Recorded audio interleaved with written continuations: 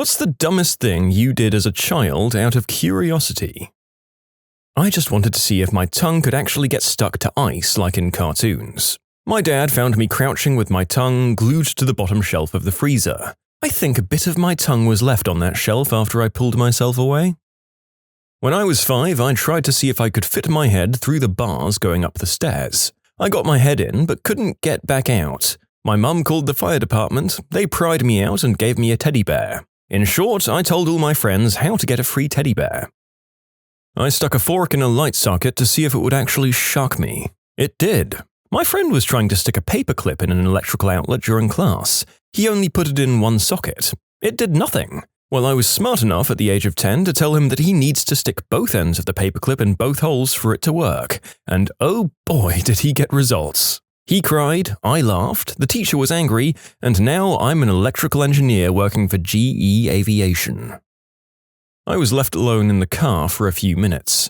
I loosened the handbrake while the car was located on a hill. My grandpa had to run for the car and make it stop. If it makes you feel any better, once I pressed the cigarette lighter of my dad's car into my thumb to see how hot it was. The answer was pretty frickin' hot. I stole something small out of a store to see what kind of trouble I'd get into. Turns out I was young enough for them to simply tell me to leave. I stole a lychee from this grocery store and my dad caught me on our way home. He made me return it and apologize. I cried a lot. It was all very dramatic. Cringe. I poured water down a hive of wasps when I was 6. I thought they looked thirsty because the water droplets I gave them around the entrance all got sucked up. Turns out they were just trying to keep their home free of moisture. My grandfather, who was gardening at the time, saw the cloud that came up, grabbed me and ran inside. I still got stung more than 10 times though. My sister, who was a year younger, had been watching me. She went inside and closed the door the moment I poured the cup. She's much smarter than I am. She still remembers the way the wasps slammed against the door trying to follow us in. Yeah, this feels like the kind of thing the narrator would have told one of his younger siblings to do and then watched from behind a pane of glass. I was not a very good child or brother. I sat on train tracks, seeing if I'd be fast enough to dodge the train. After 30 minutes, I got bored though. My short attention span might have saved my life. I smashed one of my fingers with a rubber mallet just to see what would happen. Pain happened. Oh, the classic. I stuck my head through the banister on the stairs. I got stuck and was stuck there until my uncle woke up from his nap and saw me while he was walking down the stairs. If he wasn't an athlete, I don't think he would have been able to pull the metal rods apart the way he did. And of course, I told my mum, well, I got my head through, so I thought I could get it out. Stomped on a cactus barefoot because my cousin told me it was a time machine and that's how it worked. It was not a time machine. I ate a cigarette as a kid because I didn't understand the concept of smoking, but I regularly saw my dad putting cigarettes in his mouth. So, one time when he was in another room, he had his pack on the coffee table and, well, I was hungry. I ate some ants because I saw Baloo the bear do it in the Jungle Book. I donned black face paint because of some older cartoons. I was 5. The family friends I did it for were black. Plus, they liked my impression of those racist crows that appeared in a bunch of Disney movies. I tried jumping over a waist-high fence. It should have been easy. Went for the jump, made it over, but in the process I kneed myself in the face and knocked myself out. I don't know how long I was out for.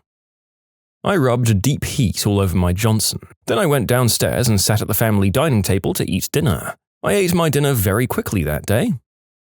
I tried to change the TV channel remotely with a butter knife. I must have been sitting on the real remote when I picked up the knife and the channel changed. I was convinced it was some kind of crazy electronic interference I didn't understand, so I tried and tried to change the channel again with the knife. I thought if I concentrated really hard, it would work. It did not.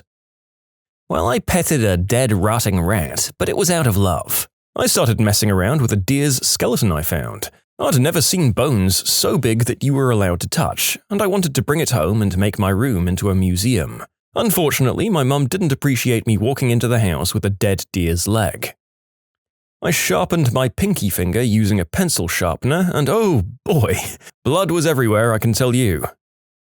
We were having a penny race on my friend's parents' hallway wall, pressing a penny flat against the wallpaper and running it across the wall with a finger. My penny slipped and fell directly behind the little plug in the nightlight, onto the prongs. The lights in the entire house flickered and went dark. Blue electricity spidered up the wallpaper and my friend unplugged the nightlight. The lights came back on and where the electricity had been was burnt black wallpaper in the same design. They were grounded and I couldn't come over to their place for weeks. Grounded, pun intended or no? When I was a kid, I liked to put coins in my mouth. Like a lot of children, I liked the metallic taste. My mother would always stop me when she caught me doing it. One night, I was basically home alone, and my mum was at work and my dad was asleep as he worked the night shift. I was in my bedroom and put a quarter in my mouth. The quarter fell directly over my windpipe and I started to choke. I remember being scared because I couldn't breathe. I wasn't sure if I could make it to my dad's room to wake him up, and I was thinking Mum was right. At the last second, as the lights were starting to dim, my gag reflex finally kicked in and I coughed up the quarter. I sat there looking at it, and I vowed from that day forward I'd never put coins in my mouth again. I didn't tell my mum about that for years. I believed that everything that was red tasted like strawberries. I found out that I was wrong after I ate some red wool. I was maybe 5, so I was making instant ramen for myself for the first time without my mum's supervision. I love fire, so I thought maybe it would be cool to play with the Shin Ramyun plastic paper and the fire from my stove. I knew the sink was nearby just in case. The plastic got lit on fire and I was about to bring it to the sink to watch it burn when it drops onto the floor. I sang happy birthday to the small fire on the floor and it didn't go out until my mum appeared shortly after and doused it with a bowl of water. The floor ended up having burn marks until we remodeled it when I was 12. I put my whole hand on a stove to see how hot it got. Turned out it got really, really hot. Well, I like milk, and I like Coke, so let's make some magic. Cue me vomiting for the next 10 minutes. Oh my god, you brought back a memory. I did this too, but with milk and orange juice because I thought it would make an orange milkshake. Ugh. You know, I'd heard that if you stuck a knife in the toaster, it would explode or something, so one day I decided to try it. I touched the top of the toast, not the metal, and scraped it around a bit on the crust, and nothing happened. So I tried it again and again and again. So for a couple of months after that, I'd use that method to see how toasted the bread was. I stopped after I saw my dad pull the lever up manually, causing the toast to kind of fly up in the air, you know? I thought, well, that looks cool as hell, so I switched to that method. That was way more fun because I was obsessed with how high up in the air I could make the toast go. And if I caught both pieces before they hit the ground, I won. So basically, I spent a couple of months playing Operation with my own life on the line. I'm not sure I deserved to be that insanely lucky. This video is making the narrator concerned about just how many common sense things he'll have to explain to his offspring growing up, and which ones he'll miss, causing a catastrophe. Kids really are just on a main quest for self-deletion right up until they level up, aren't they? You know those firecrackers that have strings on both ends and you pull them in the opposite direction at the same time and it makes the thing in the middle explode? I loved those as a kid, and I was playing with them outside one day when I suddenly had the bright idea that I could prank the mailman with one of them.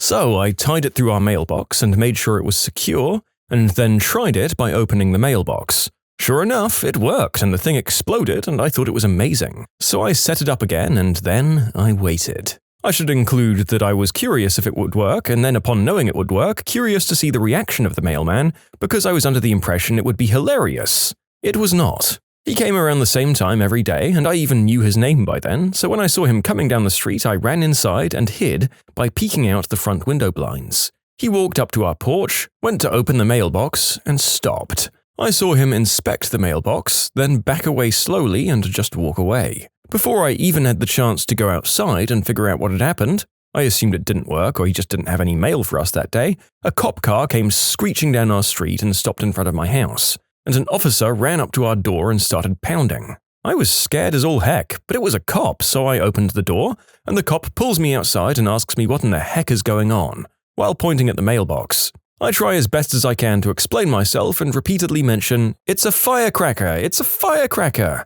As I was freaking out and on the verge of tears, the mailman shows back up and he and the cop full-on verbally berate me, saying, "Stuff like this is not funny. It looks like it was wired up like a bomb. Tampering with mailboxes is a federal offense. You're lucky you're just a little kid or you'd be going to prison." They then forced me to open the mailbox and set the firecracker off, but by then I was so traumatized and upset that I did it as slowly as possible, which somehow prevented the firecracker going off as one of the strings just slipped out of it. The cop and the mailman then left, and I untied the rest of the firecracker from the mailbox, and then went back inside and hid in shame. The mailman was never once friendly to me again after that, and I've lived with the shame of it ever since. I cut the power cord of a fan with a pair of scissors.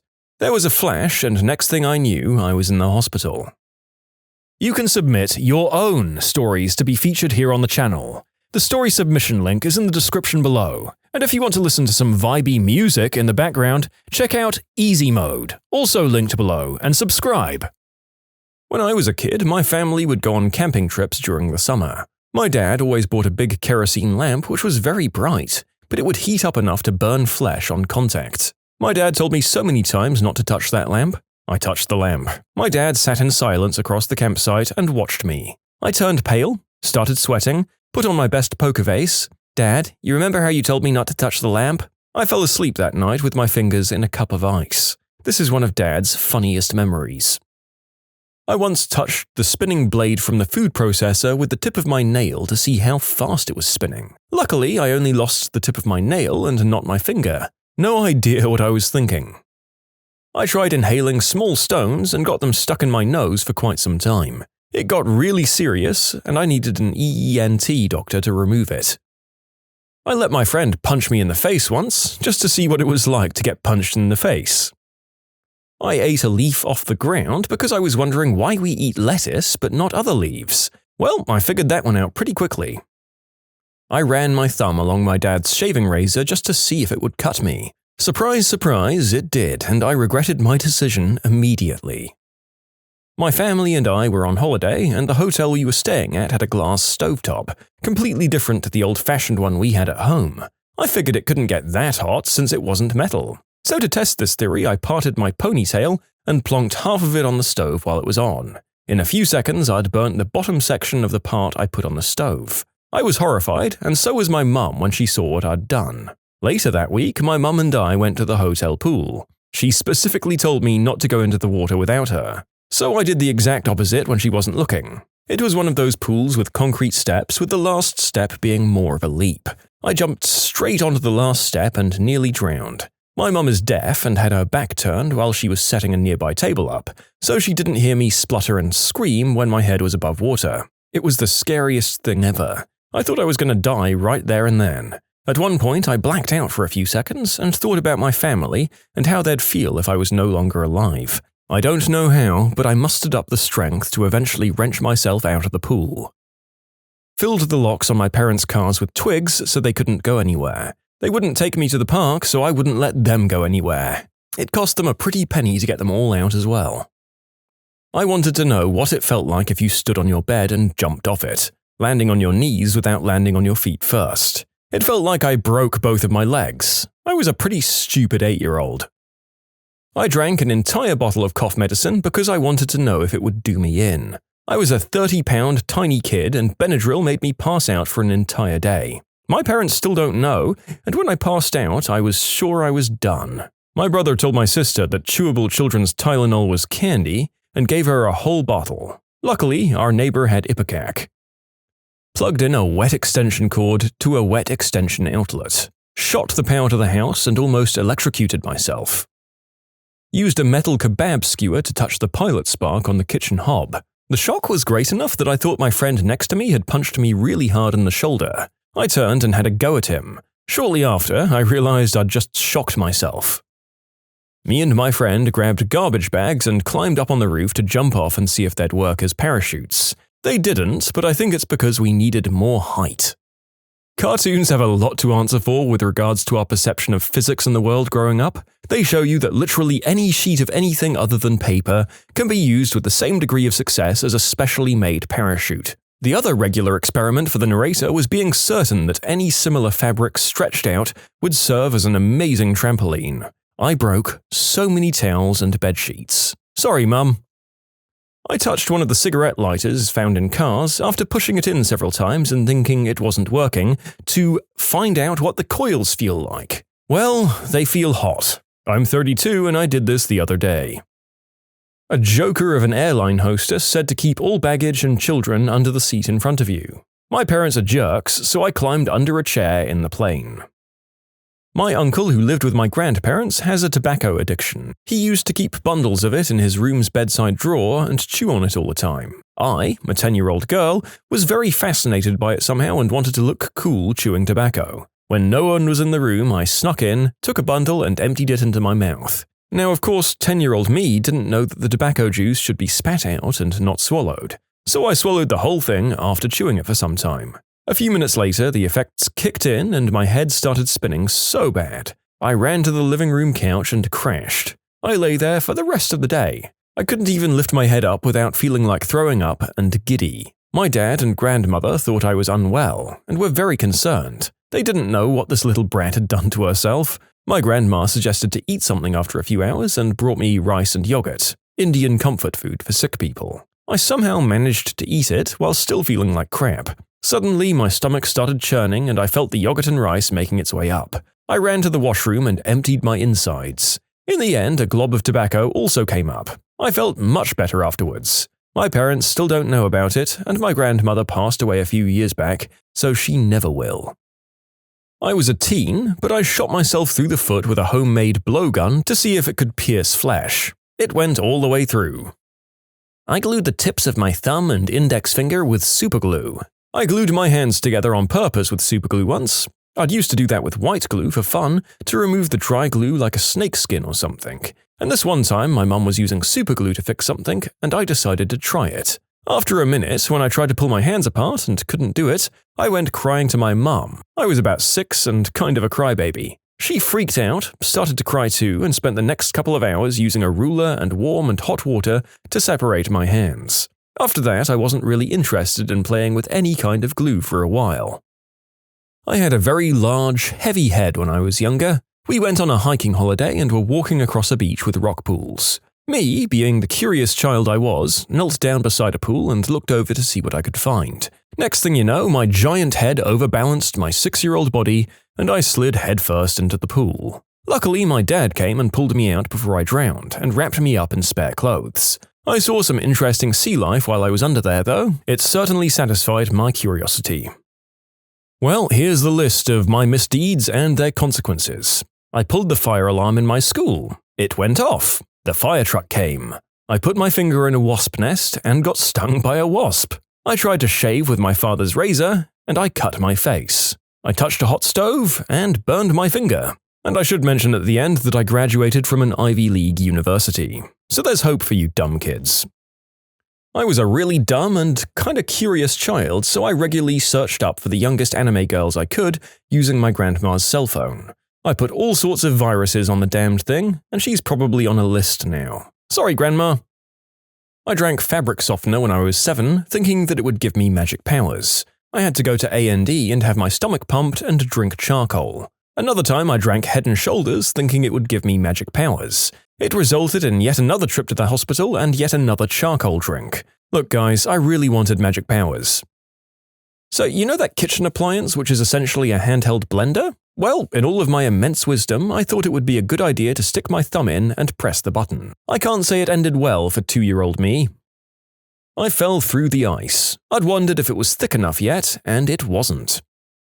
When I was younger, me and my parents were at the zoo. We'd been wandering around for an hour, and then we came across this empty enclosure. My parents decided to screw with me and say that there was an invisible snake in the enclosure, and you could tell because the grass was moving. Of course, my dumb idiot butt believed this, not understanding that it was the wind. My parents said they'd adopt it for me. So of course, I then went to school on Monday telling everyone I'd adopted an invisible snake.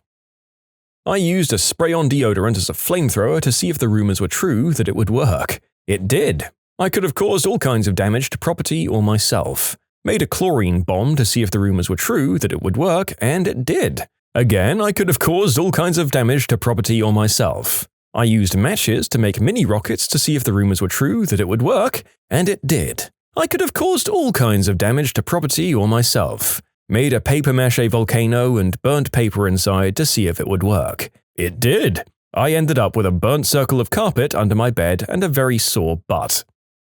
I tasted mud because it looked like chocolate. I put aftershave on my ball bag when I was young. I don't know why. All I remember is burning and screaming.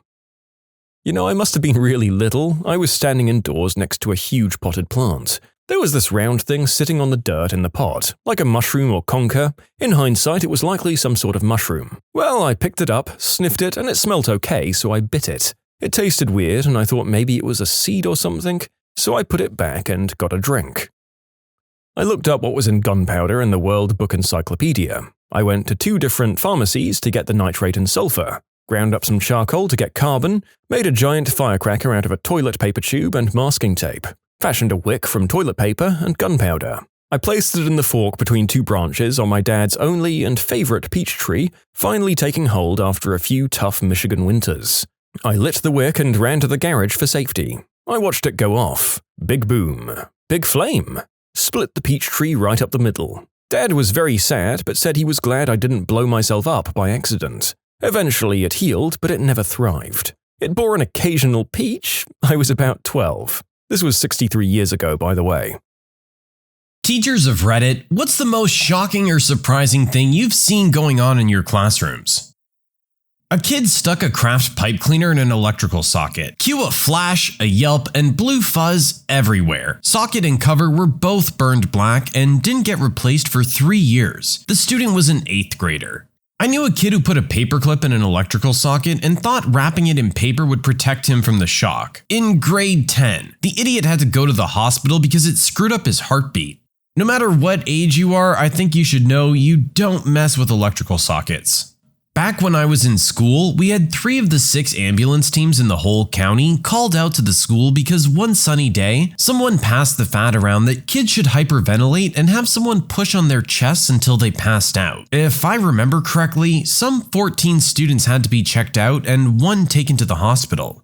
I was a long-term sub for an art teacher that taught in the cafeteria. She warned me about a kinder kiddo named Romeo that had many issues, and told me to basically never turn my back on the class while he was in it. I didn't really pay too much attention to it because I was a genius substitute. But anywho, I turned around to grab something from the art cart and I heard a gasp from the other 22 kiddos. I turned around and he was standing on the lunch table with his pants down, shirt pulled up and yelling, "Who wants to kiss it? My name's Romeo!" I was mortified. I'd hate to know where the kid learned that behavior. My dad is a teacher, and this is his favorite story. As a PhD student, he was teaching American history at a small high school. As he was lecturing, he noticed an odd smell, and an enormous football player walking toward him from the back of the class. The football player hands my dad a note which says, "I have just pooped myself." Not a word is said. My dad simply nods to the student, and the student walks quietly out of the room to handle the matter. My dad kept the note for around 20 years, and would occasionally ponder the grammar of pooping oneself instead of just pooping oneself without the extra poop. There was a strange craze of crapping in books and leaving them in the library. Somehow, nobody was ever caught.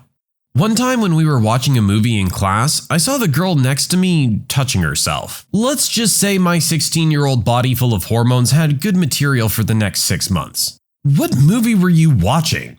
One day, our teacher didn't show up to class, and neither did her substitute. Some kid gave a 50-minute lecture on pimpology during that time. Sounds like the kid saw an opportunity and took it. I went to a small music school where basically everyone smoked all day. One day during midterm review, our audio professor yelled at the whole class for being under the influence for about 20 minutes. Nobody knew what to do. A very large, peculiar boy by the name of Thomas was caught pleasuring himself by sticking his stuff into the pages of books and thrusting. Might I mention typical Tom, as he was referred to, was a junior in high school. Surely you have better ways of taking care of that.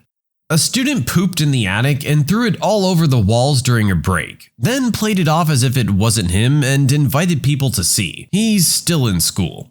Not from my time as a teacher, but still relevant. Way back when I was a youth, there was a guy in science class. Let's call him Dan. Now, Dan was one of those kids who, for one reason or another, failed at all challenges involving common sense. He also liked to crush up chalk and snort it during science class. About the only thing Dan was good for was soccer. He played in the school team and was regarded as our best striker. Anyway, Dan's stupidity came to a head one day during an experiment set up by one of our chemistry teachers. She had a large container of chlorine gas she'd procured prior to the lesson at the front of the class. She explained what she was going to do, what the gas was, and ended her explanation with a stern, "Do not breathe this in." Then she got distracted by something and had to leave the room for a moment. She was gone no more than a second when Dan stood, dashed to the front of the class, opened the container, and took a long, deep, hearty snort of chlorine gas. The airborne ambulance made remarkably good time getting to the school, and somehow saved Dan's life. But it was a while before he came back to school, and he was a changed kid. He couldn't play football anymore. His lungs were permanently damaged, and even running short distances left him gasping for air. Not sure what became of Dan, but he taught me a valuable lesson about chlorine gas. Apparently it was used as a weapon during World War I. I can see why.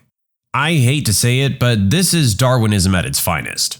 In my classroom, we kept a television screen which can be connected to wirelessly. One day I was setting up a DVD about World War II, and it came up in the top right, Billy's iPhone connected. It then proceeded to play the infamous Paris Hilton tape. The kid was utterly shocked and later admitted it was a mistake. He was watching it in the back of the room and somehow connected it to the TV. Oh, poor Billy.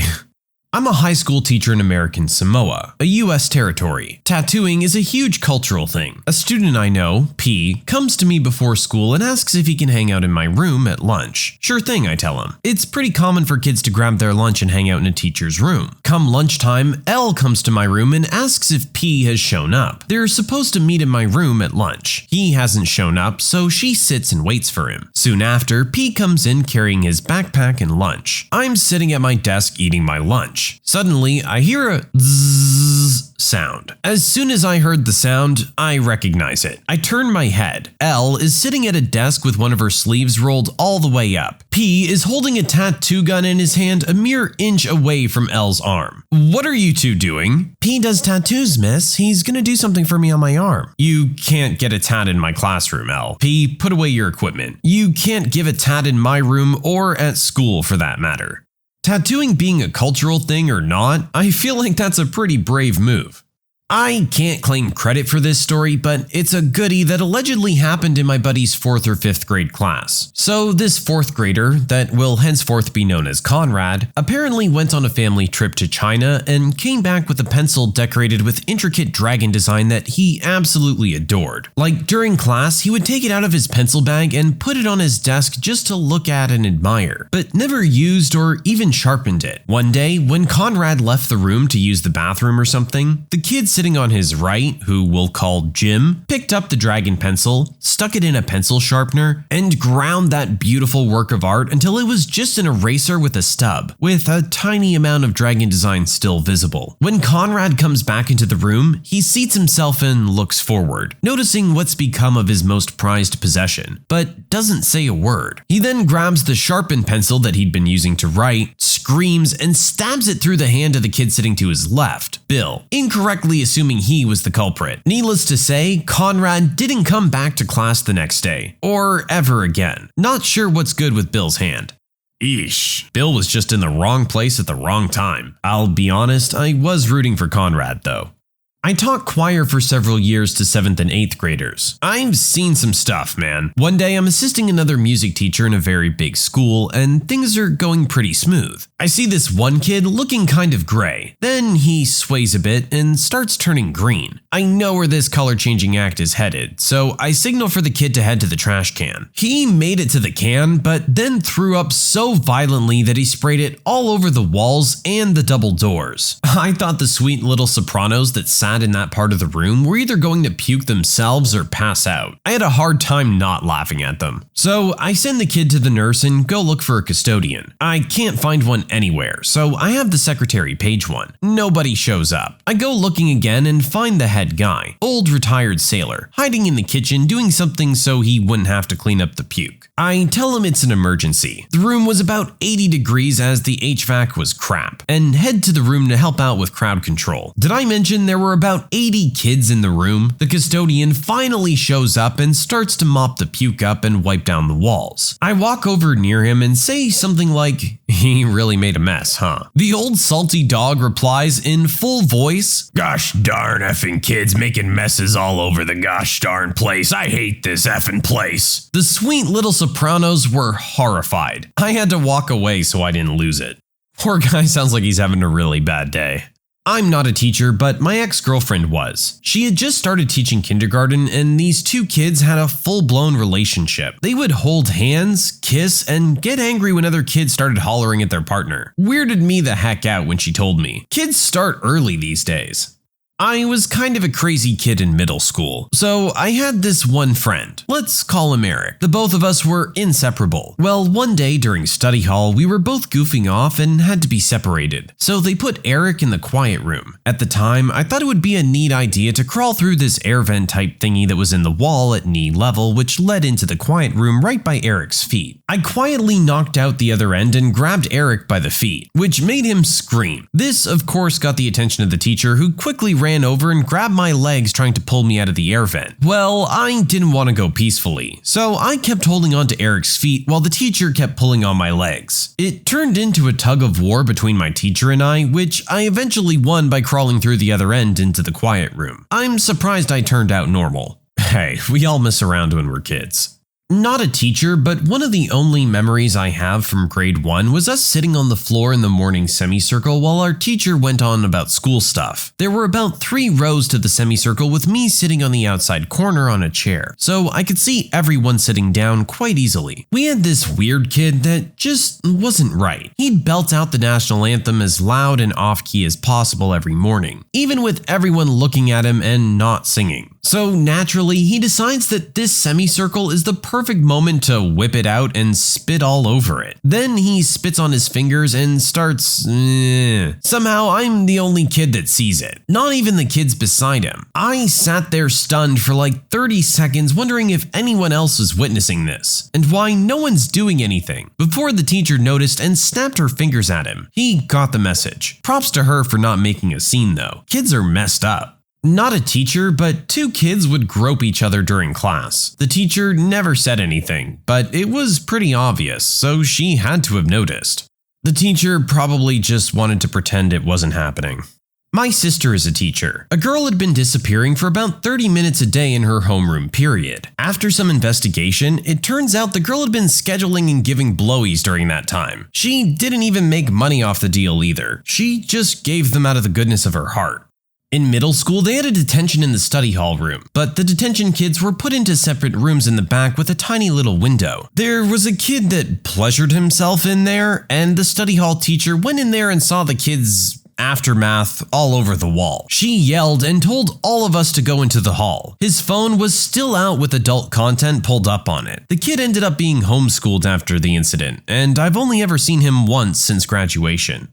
A lot of the stories I'm hearing here seem to involve young kids needing to learn when to control themselves. This didn't actually happen on school property, but it was pretty shocking nonetheless. 2 boys were assigned to be partners for a project in school. For the sake of clarity, let's call one boy John and the other boy Fappy. They were working on the project together at John's parents' home. While there, unbeknownst to John, Fappy stole a key to the house. It seems that Fappy was into some kinky, albeit tame by today's standards, stuff. And so it was quite surprising to John's family when Fappy was found wearing John's mom's underwear and touching himself in John's parents' bed. Now, I'm not one to actually believe that a story such that one hears in the schoolyard is necessarily true. However, it just so happens that my parents were friends with John's parents. After hearing the story at school, I asked my mom about it, and she confirmed it. Surprising to no one, the story caught on like wildfire, and Fappy's reputation for being a cross-dressing, self-touching criminal preceded him for the remainder of his time at that high school. That's not really the shocking part though. What actually surprised me about the whole incident was how insensitive the teachers, particularly the gym teachers, were to Fappy. They were just as ruthless as the students with their name calling and such. I would go so far as to even say that they incited much of the abuse toward him, and even encouraged the other students to ostracize him. As a teacher, you'd think you'd want to bring up that incident regarding that kid as little as possible. It's really just cruel to keep it going.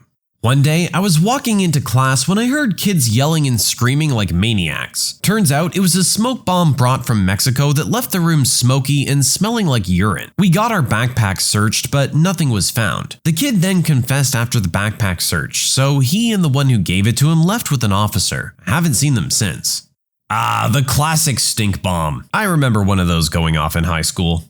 My school tried to do an experiment and tried to put all the male below average grade students and delinquents into one English class taught by a female teacher. It did not go well for her. When she stepped out to use the bathroom, we emptied all the bookshelf and her desk and threw them out the window. Kids hid behind the blinds of the windows and slept. One kid missed his bus sleeping through the next 2 other periods. We made dominoes out of the books. She actually joined us for this one. Another time when she stepped out, we stood books up and threw knives and scissors at them to see if they would stick. Learned how to throw knives that day. We were on a second floor that partially looked out onto the roof of the first floor. Kids would often just leave and enter through the windows. Not sure why. Our school hall pass was just a red laminate that had hall pass crudely written on it. We broke open a locked drawer to find a lamination machine and made everyone hall passes. But the weirdest of all, we all passed and actually did fairly well in her class. I actually took a copy of The Day No Pigs Would Die home because I liked it so much. Sounds like you had a good teacher for not only hanging in there, but actually managing to capture your attention along the way. I went to an all-boys secondary school and was 15 at the time this happened. Our class of 25 boys were coming back on a field trip in a packed minivan doing around 60 miles per hour on the motorway. The guy in the back right seat decides to announce that he's going to start pleasuring himself, and then stands up and goes through with it. There were 25 male adolescents on that bus. They weren't as shocked as the old couple in the next lane. Oh, that poor old couple. I'll never forget the look on that old woman's face as she peered into a school bus of children and proceeds to get an eye full of wang. The boy was expelled, rightfully so. In grade 4, my friends and I decided to protest in our class during lunch period because the school replaced the chip machine with healthy snacks. At first, it was no big deal. 5 or 6 of us just beginning to chant at our lunch monitor. But by lunch recess, it exploded into a full-force riot protest. We had hundreds of kids across 3 campuses in a colossal hive. It was one of my proudest moments, but it quickly turned into a nightmare when the teachers fought back. They tried to hurdle us up and gave an insane amount of detentions. I was one of the lucky few to escape before the genocide, but I still think to this day about those I lost that fateful day. Eventually, the school caved and offered semi-healthy snacks like Crispers and pretzels. I hope later generations appreciate the sacrifice we made, and I pray they live a more peaceful time than we did. I think our poster's blown this up into some grand battle in his head, but in actuality, most of these kids probably just wanted a reason to get out of class. We had a half-hour session with our mixed ability home class to start the day at my school, then all split up to go to lessons by ability streams for the rest of the day. I was in top groups for most things, but in this first hour, I generally ended up at the back of the room with the slower kids, and we started playing cards or poker dice. Never for money, though. After this had been going on for a few weeks, I was caught in a quiet corner by the teacher, and thought I'd get in trouble for leading them on. Instead, she just said how it was really good for them to concentrate for that length of time on something, especially something requiring maths and patterns, but that if any of the other staff came in, to hide it all quickly.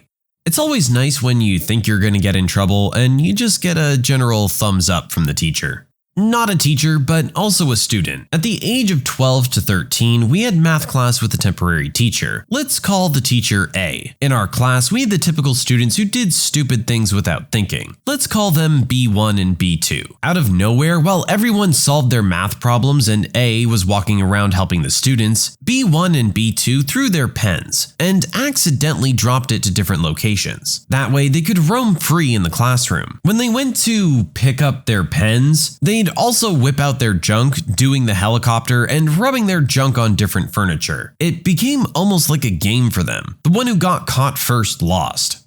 How's that fun for you? It's just weird and you're creeping out everybody around you. Not me, but my parents are both teachers. My dad teaches drama and directs a school play each year. I can remember on the first night of one of these shows a few years back, he came back and said that whilst he was checking backstage during one of the set changes, he found a kid peeing into a bottle because he forgot to go to the toilet before his part. It was really funny but shocking because this is a really posh school. Hey, I don't care who you are, everybody's gotta pee.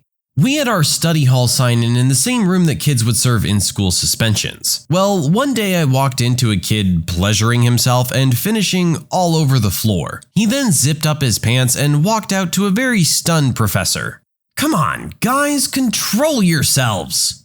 I'm not a teacher, but this happened to my friend. We were sitting in the back of the classroom, and being freshmen in the South, some of us picked up dipping tobacco. Not me though. So my friend decided he's gonna put a dip in class while the teacher was giving a lesson. If that wasn't dumb enough, a while later the teacher's done with the lesson and we're all just chit-chatting. But I notice he's sitting in his seat to himself. Moments later, he starts gagging and coughing. But no one really paid attention. We were pretty loud. I go up to him and check on him, and he said he threw up the dip. It was in the back corner of the classroom, so it wasn't noticeable. I glance over his desk to see there's tobacco-ridden puke with red juice all over it. I ask him what the heck that was. Apparently he didn't want to be caught with the dip, so he tried to make it seem like he threw up the juice instead. However, when he noticed that wasn't going to work either, he just left it. After I processed how stupid he was, the bell rang and we all left. Throw up still on the floor. I mean, in your situation, I guess you guys just call that one a win, right? Mechanics of Reddit, what vehicles will you absolutely not buy or drive due to what you've seen at work? Never buy a car the first year they redesign or remodel it. Always run into issues that they fix the second or third year they release it. This is probably good advice for more than just vehicles. Do not buy Ford Fiesta or Focus automatics from 2012 to 2016. Their power steering is messed up. Their transmission is messed up. Both had a class action lawsuit out.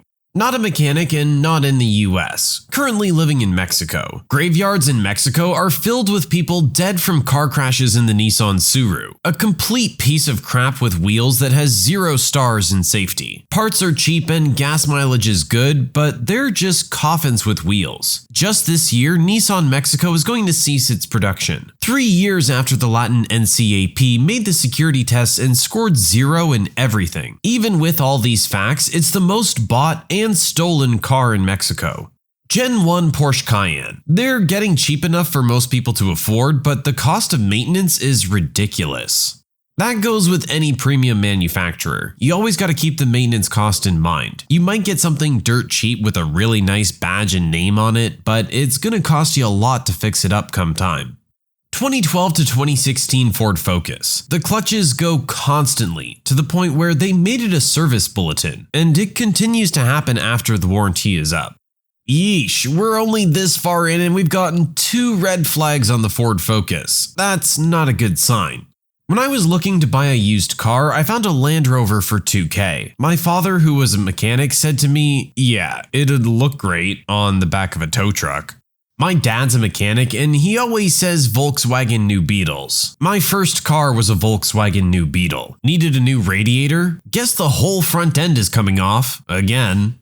I had to work on one of those, but the problem I had with it was that it was the largest feeling car I'd ever driven. Yes, it's a tiny thing and I knew the front bumper was only like 3 feet in front of me, but it felt like the car's a mile long. I worked for a major Japanese auto designer you're all familiar with. We used to do an event where we took a vehicle apart piece by piece, every single piece, inspecting, weighing, measuring, and comparing them to our parts. We did this for every design model and with every competitor. Never once was any Chrysler vehicle mentioned, not even in comparison documents. It was the ultimate disrespect. They weren't even considered a competitor, not even for some portion of their vehicles. I saw a lot of different cars broken down and close up. I have a lot of good things to say about competitors, but Chrysler Dodge Jeep is not one of them. You go. Although it's pushed to start, just make sure to keep your back straight when pushing as to not injure yourself. Well, that's not the greatest vote of confidence, is it? Subarus are great cars, except for the Tribeca. At work, we call them turds. I don't know if I've ever even heard of the Tribeca. Chrysler Sebring, specifically the V6. Alright, that's a couple warnings for Chrysler owners now. We're keeping tallies here. Any new model automatic Focus. The manual transmission are fine, but the automatics are the most trash pieces of crap. We've had multiple come in with less than 5K miles with transmission leaks. I've not driven one that doesn't shudder when you accelerate from a stop. My god, the Focus is getting destroyed out there. I just bought a used Suzuki Swift for cheap, only to find that Suzuki has pulled it out of North America entirely. We've already had issues with it, so this is gonna go great. Always look into that kind of thing before buying a car. You need to know you're gonna be able to reliably get it fixed. My mechanic tells me never to touch an out-of-warranty BMW. He owns two, and says the electronic gremlins have driven him insane and are virtually unfixable by a non-dealer mechanic, requiring things like circuit board replacements, proprietary software readers, and things like that. That's why my friend keeps his 1995 BMW. It's one of the last ones you can work on yourself. Of course, that means at this stage in its life he's working on it a lot, and there's not much he can do about the body rusting. Mercedes-Benz are gonna put my kid through college. Every part is artificially inflated, and I have a theory that every job takes some messed up specialty tool just so you have to be at the dealer or a German shop. Also, any Cadillac with the North Star V8. Just heck no. Also Dodge. New ones are garbage, and old ones will run for $400K, but the body is gonna rust off the frame by $100. The Reliant Robin. Never trust a car with 3 wheels. Never!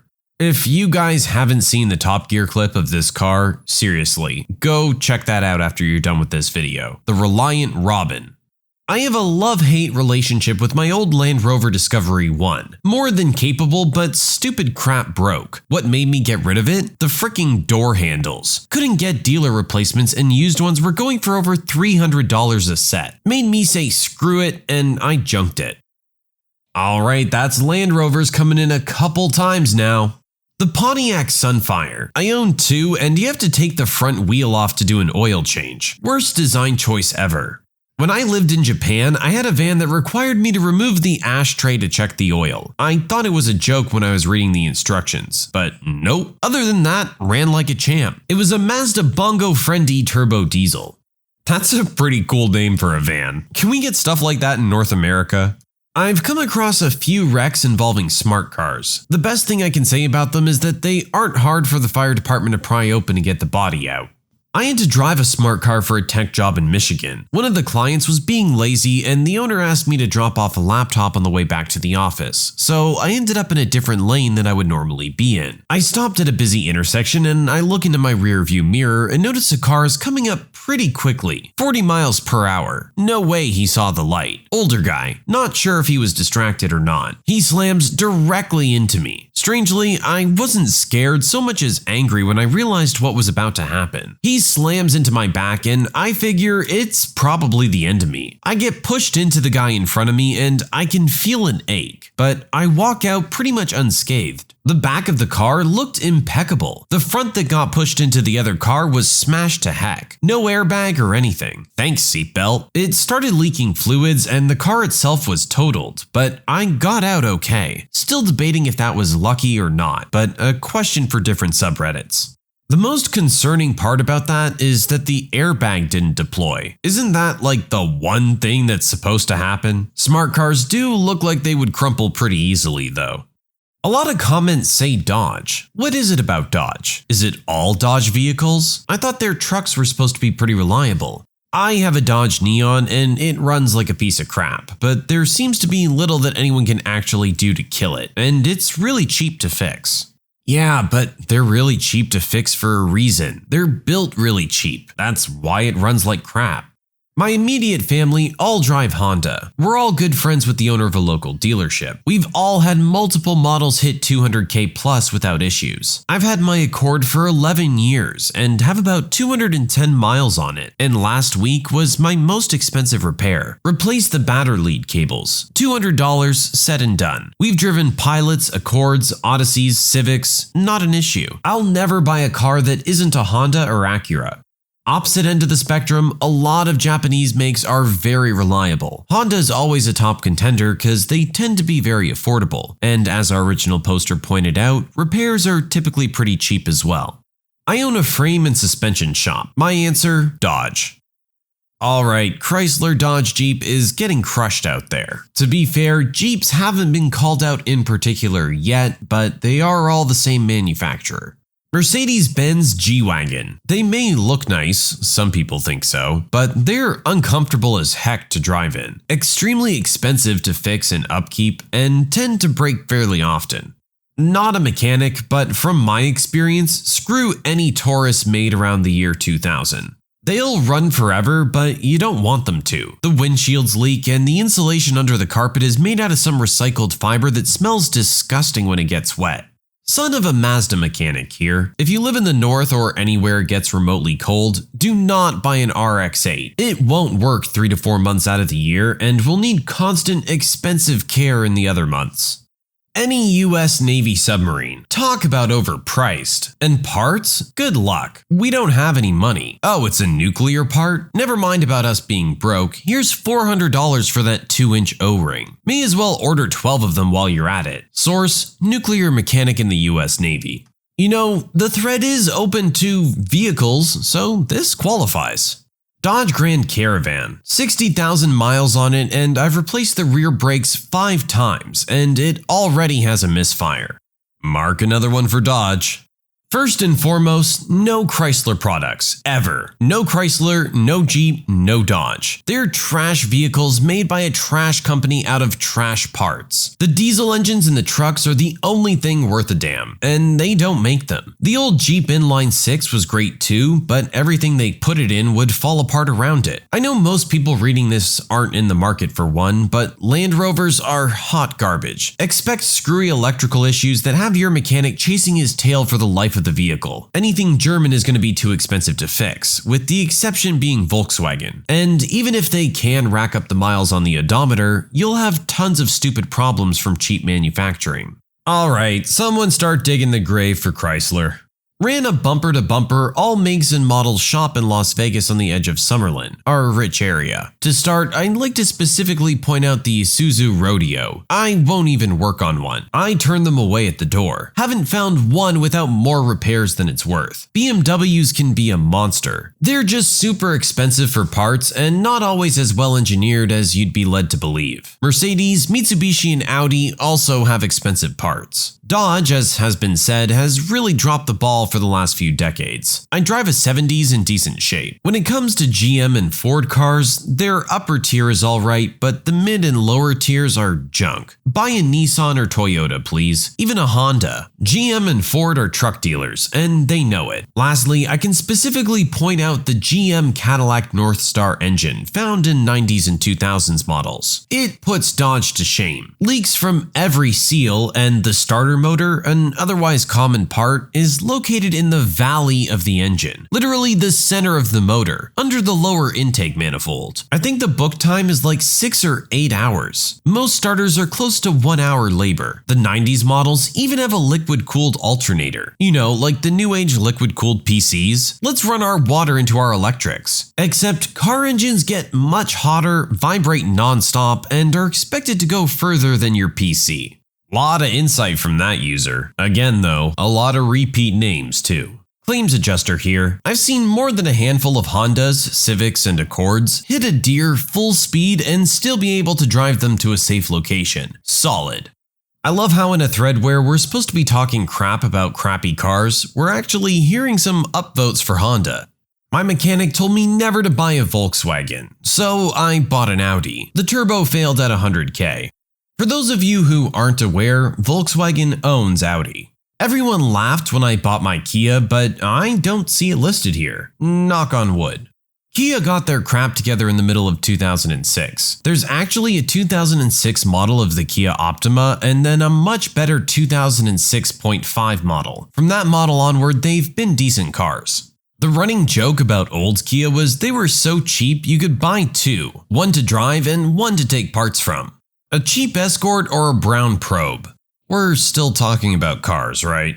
Franchise garage technician / state vehicle inspector here. Any Cadillac with the Northstar V8 engine. It has a feature that shuts cylinders off at low load to save fuel but makes a lot of noise when active, for miles per gallon gain that aren't really impressive today. Something like 20-25 city highway. It's also notorious for leaking oil. It's been engineered to be able to run for up to 50 miles with no oil, because designing an oilless engine is easier than fixing all the leaks in a Northstar. I've never seen one not leaking out of somewhere. Next, about German luxury. They're not inherently bad cars, but maintenance is more expensive than most folk expect. So people buy used thinking they're a steal secondhand, and then a year later they've got no-name Chinese tires, squeaky brakes, and 5 warnings lit up on the dash because their 2002 Taurus only took 2 $30 oil changes every year. Why would this be different? Honestly though, I think the drivers put me off more than anything. Caddy and especially Nissan just attract a certain kind of person. That car's either spotless and new or the grossest pit of human goo you'll ever sit in. Crumbs in between everywhere, dank smelling ashtrays in the cup holders, all the surfaces are sticky, and weird dark spots in the cloth seats where a person would normally go. Nasty stuff. We've had a few references to this specific engine from Cadillac now. There may be some of you that want to look into that. Of course, if you have one, you might already be aware. How about medics of Reddit? Because Volvo, yes. Ford Explorers, no. Dodge Neons, also no. Honda, also yes. I'm also kind of amazed that more people don't shoulder tap their firefighter, medic, or emergency room doctor friends for car purchasing advice.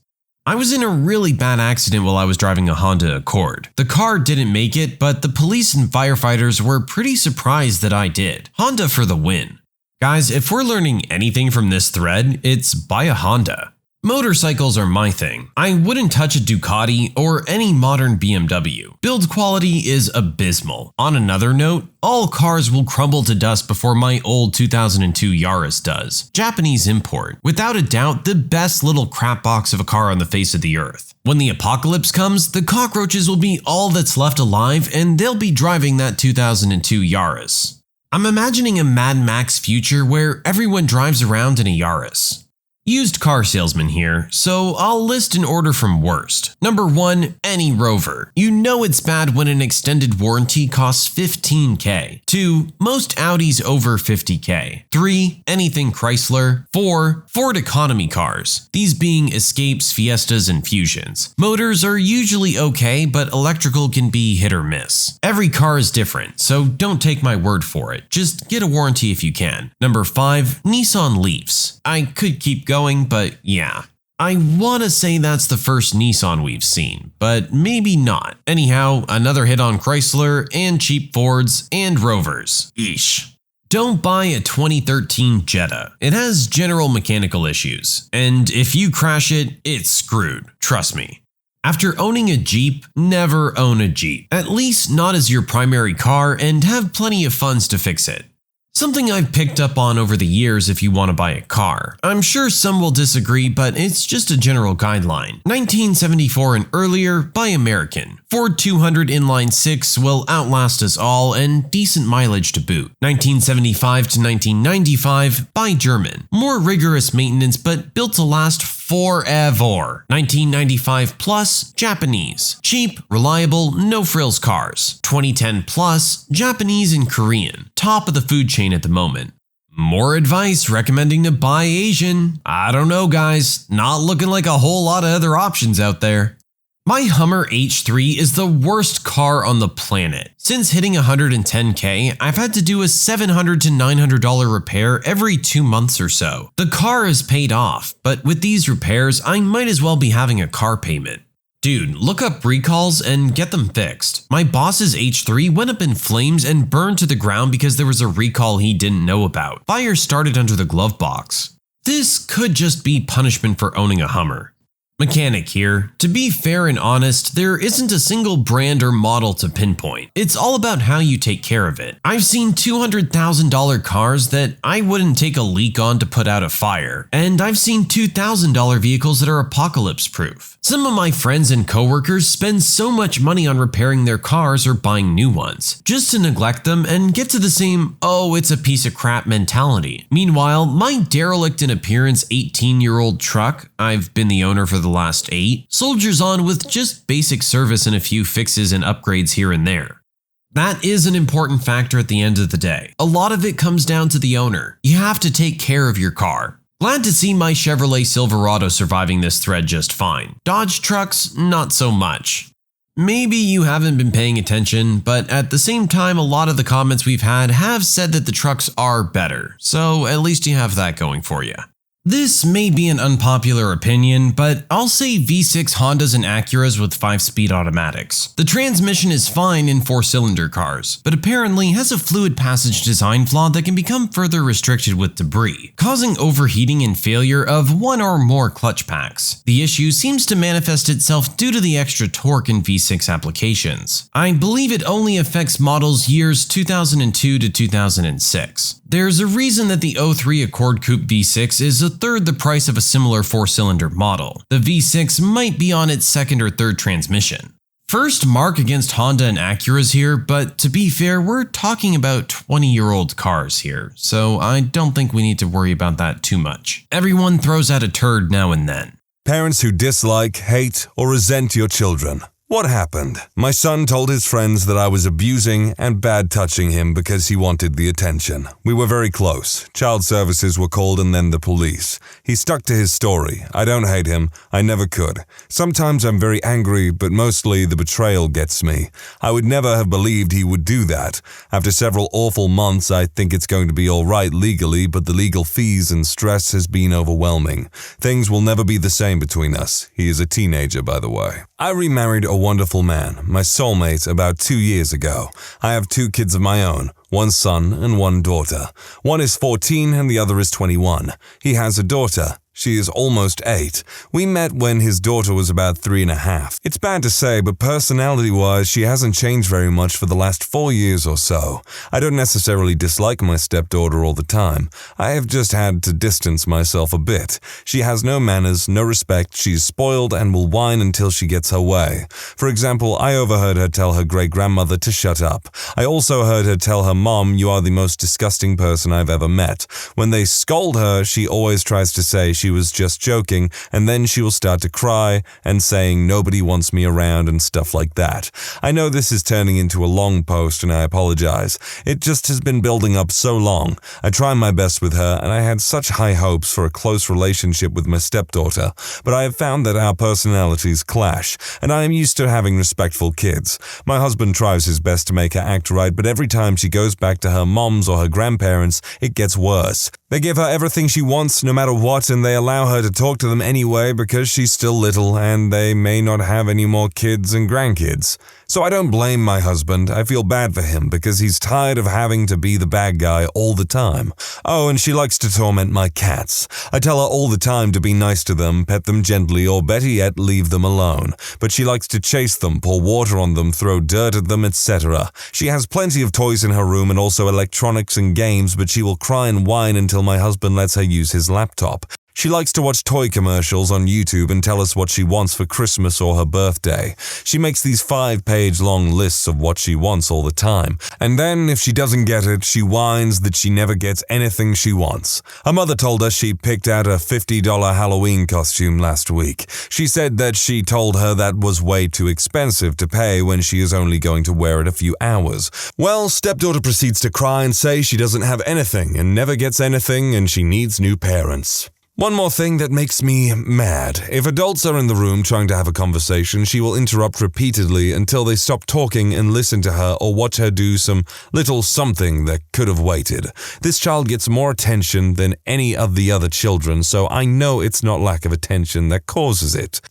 One more thing I thought of. About a year ago, I had my little granddaughter over at our house. She was about 9 months old at the time. Stepdaughter got caught trying to give the baby rocks. Well, we all got on her and tell her how dangerous it is to give the baby rocks. Babies can choke and get injured or even die. All that. Well, a few minutes later, I catch her putting the rocks in my grandbaby's pocket and I go mental. After telling her she could choke and die if she gets hold of a rock, she is putting them in the baby's pocket. Just one more example that there is something not right with this girl. When my wife was pregnant with our first and only child, we knew before birth that she was at high risk of Down syndrome because the gene was quite prevalent in both of our family histories. We both got tested and the doctor told us that our daughter had over 80% chance that she will be born with Down syndrome. Our marriage up to this point was happy and wonderful. We dated for 9 months before getting married and were more of partners than a couple. Everything we did, we decided together. We bought our own business, which didn't cause any fights, but rather we thrived because she was good at what I wasn't and vice versa.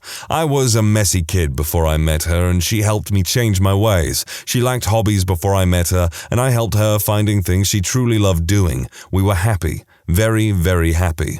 The doctor told us that abortion was a viable option, but we needed to decide within a week or it would be too late. I knew right away that I was for the abortion, but didn't know how to bring it up. When we finally did sit down and talk, I brought all sorts of articles and books on kids with Down syndrome. I tried to show her rather than convince her of how hard our life would be if our child actually did have it. It was going to be hard for both of us to have a healthy child, let alone one that needed far more care. We were both busy and happy. She didn't want to take that option, and there was nothing I could really do to change her mind without really making her mad and ruining our relationship. So reluctantly, I went with it. As luck would have it, our daughter was born with translocation Down syndrome. Only 1% of all cases of Down syndrome are that, and it has a lot to do with hereditary conditions. I don't want to go into how bad our life became. I really can't even handle typing it out. My wife had to quit her job, which she adored. We had to move to a smaller house after a year and a half because of the medical bills. When I came home from work, she was too tired to talk or even see me and went to bed, and my entire 5 hours of free time every single day we spent caring for our daughter in some form or another. I didn't see my friends for 9 months, missed my cousin's wedding because we couldn't even think about traveling. Everything changed, and everything changed for the worst. My wife and I only talked when we fought. Either she was too tired and that caused her anger, or I worked too much and didn't help her enough. To tell you my life went to absolute crap is an understatement, because I can't even imagine how much extra stress my wife must have endured in those first couple of years. I don't hate my daughter, but I do resent the fact that we had her, even though I knew our life would be this way. I go to the park sometimes and sit and watch all the happy fathers play with their kids, watch them throw balls around or just run around the jungle gym. That's the life I wanted, that I dreamed of, but I will never have. My wife and I are still together because neither wants to burden the other by leaving. I ain't even going to take a side on this one. I think if you're going to have a child, you need to have absolute open honesty about your feelings of what's going to happen and all that stuff, but I'm not really going to touch this one too much. Not my child, but my husband's youngest son from his first marriage. I don't hate him. I care very much for him, but he is impossible to like. He's 12 and completely incapable of entertaining himself in any way. If he isn't pacified with television or some other electronic device, he's wandering the house being as loud and obnoxious as possible because bad attention is still attention. If you give him attention or try to find an activity to do together, he'll simply try to use that as a bargaining chip to get something else he wants later. He will do anything to play video games, and if you allow it, he will play all day without getting dressed or eating. He will also pretend to be sick to stay at home from school to play video games. He has a time limit but will lie and sneak to try and play longer. Taking away these things does no good. He'll continue to be an obnoxious, annoying little poo until he can play again. Sometimes I let him play so he will stop bothering everyone in the house. He's a chronic bedwetter, so he frequently smells like urine. He's got issues with pooing his pants sometimes too, and swears that he has no idea when or how it happens. He's been to numerous doctors and counselors who tell us to give him fiber. He's been instructed to change out the dirty clothes and put them in the wash, but he won't admit to it. Instead, he soils his pants. He'll often hide them somewhere until his disgusting cache is discovered and he gets in trouble. His punishment is usually a video game ban, but his behavior never changes. I love my husband more than anything, and his other kids and my kids are no issue at all, just the okay youngest. I feel like a monster. Oh yeah, some kids just do not have any mind for cleanliness or anything. God, hiding your soiled underwear and stuff like that in a cache, that sounds just ugh. This may be my deepest, darkest secret ever, and even now it almost brings me to tears to type this. One of my children with mental illnesses has been self-deletion adjacent and has survived numerous attempts. There have been times where I have had to sit in a chair in her room and watch her all night while she sleeps. Everything is locked up in our house. I keep cleaning supplies in my desk at work and bring them home only to clean and then take them back. Everything is a battle with her. It's embarrassing all the time we have an ambulance or cops come over. there is so much more that goes on.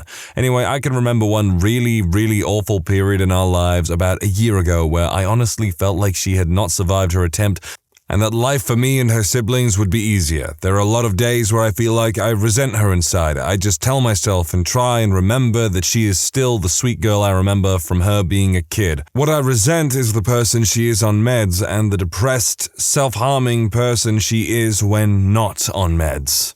I don't dislike or hate my son, but I damn sure have some resentments every now and then. I have a 5-year-old with extreme behavioral and anger issues. They stem from a large dose of steroids required for a long period of time for a previous medical issue. I am not in the dark about these issues. I have a psychiatrist and counselor that we pay for him. However, no one is willing to do anything because he is 5. No diagnosis, barely medication. I have had to inpatient hospitalize my 5-year-old son twice. I have another child younger than him that was born around the same time that all of this started happening, and I just watched the difference between the two. I sometimes wish I had switched and had her first because the only reason I was trying again was so I could have a girl. I watch happy, functional families, and it makes me angry because we have been burdened by this. We can't travel, we can't go to parks or things of that nature because he targets other children, and I don't want to be that butthole mom on the playground that just lets my son beat the crap out of other kids. CPS is now involved for the 4th time in 2 years because at school he cracked a kid across the head with a rock because the school refuses to give him an IEP because he is so young. My husband and I have tried every parenting book, behavioral therapy method, strategy, etc. Nothing seems to work. Some days I just turn my phone on silent because I know it's going to be the school calling me saying he won't sit still in class and keeps running out of the classroom acting like a butt. But I have asked them repeatedly for an IEP and they refuse. Don't get me wrong, I love my son more than life itself, but it frickin' kills me to watch him have to live like this. He is so angry all of the time and sometimes I have to hold him in a full Nelson on the floor crying so that he won't hurt himself or anyone else. I wish other parents knew what this torture was like, the constant self-doubt and wondering where we went wrong. It is slowly killing my marriage and I honestly wouldn't blame my husband if he did leave. In fact, I'd probably send our daughter with him just to make sure she was safe. So yes, I completely understand where some of these other parents in this thread are, and I don't judge anyone anymore when they say their kids have pushed them to the edge. I've been there and back so many times, I have the route memorized. You know, maybe it's hypocritical of me, but I've got ADHD, a thing that a lot of people for a long time would probably still think, oh, it's just a way to handwave bad behavior and all that. But something that I think is genuinely just an excuse to handwave bad behavior is ODD, which is oppositional defiance disorder. I think that is a absolute crock. I made an account just for this question. I beyond resent my son. He's 7. He lies all the time. He never listens and does harmful things to others. His father took off before he was born. The states say they can't find him without an SSI or address for me to receive support. I've been living off the state for over 6 years. I work and go to uni full time. Every day is an argument and fight with this child. There are no fun times. There are no happy moments. He makes me miserable. All I want to do is graduate with my bachelor's in engineering. Every morning he makes me late for class because he refuses to listen to a single word. I've tried all the ways of disciplining or rewarding to get him on track. He's in special education for speech and math support. The doctor diagnosed him with ADHD last month. We are working through getting the right dose. But for now, he made me miss my calculus class again because he refused to get out of bed this morning. I don't think I love him anymore. I feel like he's sabotaging my life and chances of getting out of the welfare system. I'm miserable with him in my life. I'm not a parent, but I have had my oldest niece, 4, almost 5 years old, basically 24/7, barring the few times every month or so that her mom will take her home for a 12-hour period. Since she was a year and a half old, at this point I am the only stable parental figure she has ever really known. I do not hate or dislike her per se, but I do resent her. I resent all the attention she requires. She wants eyes focused on her all the time, and when she feels like she's not getting enough attention, she becomes a holy terror.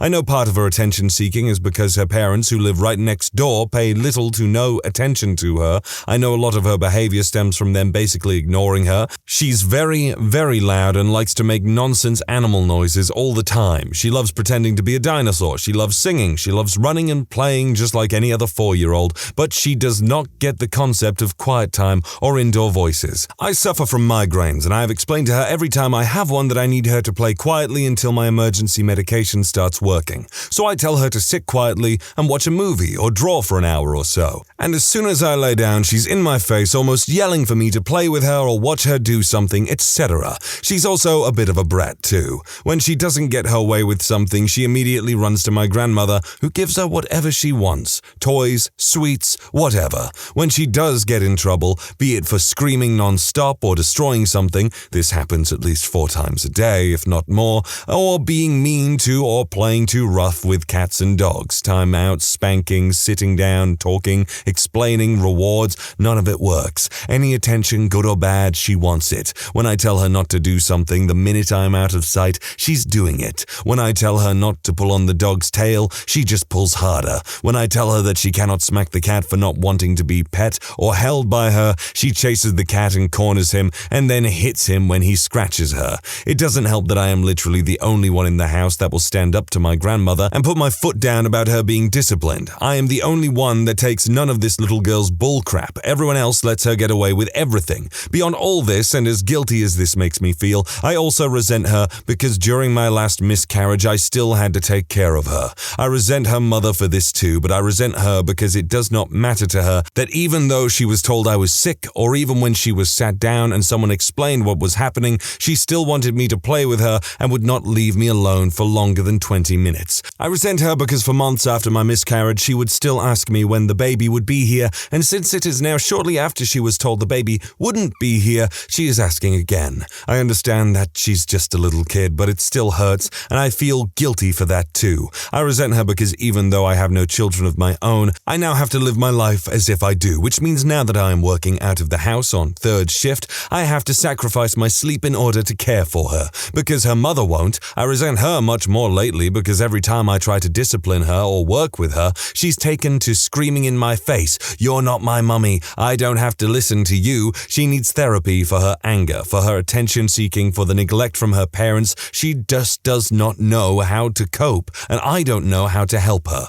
Don't get me wrong, I resent her mother much, much more than I do my niece. In fact, I would go as far as to say that I hate her mother for all of this, for screwing up her child, for ignoring her, for expecting me to care for her kid, while imposing rules for how she wants her child raised, and tells her that she doesn't have to listen to me. I hate her mother with every fiber of my being. Every time I have to comfort her when she's crying for her mom because she misses her. I love my niece though. I love spending time with her and taking her to the park and making meals together and doing art with her. I love taking her to the museums and carnivals and movies. I love finding things to do with her that will teach her something or discover something new. I love that every day I find out something new about her as a person, and I love that we are so close. As much as I resent her for demanding my attention above everyone else's in the house, I mean, I live in a 3-bedroom house that 9 people reside in. There are plenty of people to play with. When I had my last miscarriage, I am also grateful for it. It would have been so easy to allow myself to wallow in the depression I fell into when it happened, but her excessive need for my attention made it to where I couldn't.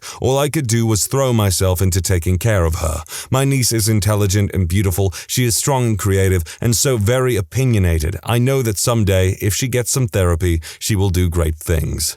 You know, I'm a strong believer in nuanced opinion, but some of these people writing about these kids just sound frickin' bipolar. Oh, I hate them. Oh, I resent them. Oh, but I love them and they're beautiful and they have such a great soul. I get it. You can easily fall into disliking children very easily. You know, I get it. Parenting is the hardest thing, quite honestly. It's a huge frickin' sacrifice, whether they are disabled, some of the other stories that we've heard, or like this, where it's just an attention-seeking kid. But my God, I just wish they wouldn't start with as much as they hate them at the start, and then it's oh, but it's all good, they're great and everything. I just don't believe it at that point. I love my children to death, and I would never go back if I could, but I absolutely feel it is normal to have a moment here or there where you're not too thrilled to be a parent. It completely changes everything about your life, even when your children are average, let alone have disabilities that make things more difficult. My children have no behavior problems, no problems at school, no health problems, nothing like that. But it's still difficult. I still have moments where I am resentful, not necessarily of them, but of the loss of what my life used to be. It would be nice to not be a parent every once in a while, and I don't mean send them to grandma's for the day, because even when they are gone, you still have that responsibility. This might be one of the absolute best answers here, but it's also extremely vague. Like, I'll admit, for everything I just said previously, I do appreciate all of the, honesty that people kind of have with it. I live and breathe sports and activity. His mother was a personal trainer and I was a gym rat. Our first date was on a climbing wall. We got married in a canoe. We took trips all around the world. We lived life like a travel brochure. Our son was born with cerebral palsy and AMC, which basically means the joints in his arms and legs are locked up and will never move or develop. He will never walk or stand. He has limited use of his arms. We will never go fishing, canoeing, or hiking together. Everything that was so important to his mother and I's lives before him will never mean anything to him. In every way, he is so unlike me that I struggle to relate to him at all. When he was born, we both were in shock. He got RSV at 4 months and ended up in the PICU. He wasn't expected to survive. Honestly, his mother and I discussed it and quietly agreed that it would be best that way. We stopped visiting. He's 11 now. Mentally, he's above average. He gets A's in competitive private school. He competes in maths and spelling bees. I hated school. He is cheerful, kind to animals, and unfailingly polite. I was a sarcastic, rude little turd who butted heads with everyone. For some reason, he's still intent on impressing his parents, though I've rarely encouraged him. Despite all his wonderful traits, I still try to avoid seeing him because it makes me feel guilty, depressed, and disappointed. And I feel like crap about that because all his accomplishments tell me is how much I should love him. Anyone else would be thrilled, right? If not thrilled about the medical care, at least impressed with his achievements. I work long hours so that I can provide the best medical care he needs, the best education, anything material he could ever want, and so that I can stay away from him, because I know he knows. He tries so hard that sometimes I'm afraid it's all a front to make it easier for us to like him. Well, at least you can admit you're kind of a crap person. What made you go from meh to, oh crap, I need to see a doctor? I broke my butt. I slipped and fell down 2 steps of stairs. No big deal. My husband said I needed to fix my pants because it looked off from the back. I broke my sacrum bone above your tailbone, between S3 and S2, and it was sticking out. My doctor had to pop it in. There is nothing that can fix. I have a paralyzed tailbone. I can't feel it. I used to have agonizing leg pain and it would kill me to step sometimes. I chose to ignore it until I was scratching my balls one evening and discovered a lump. I was afraid I had cancer spreading and ran to the doctor. Found out I just had a weird growth on my nut that was not cancer. Leg still hurts though. 4 a.m. Drive heaving. Meh.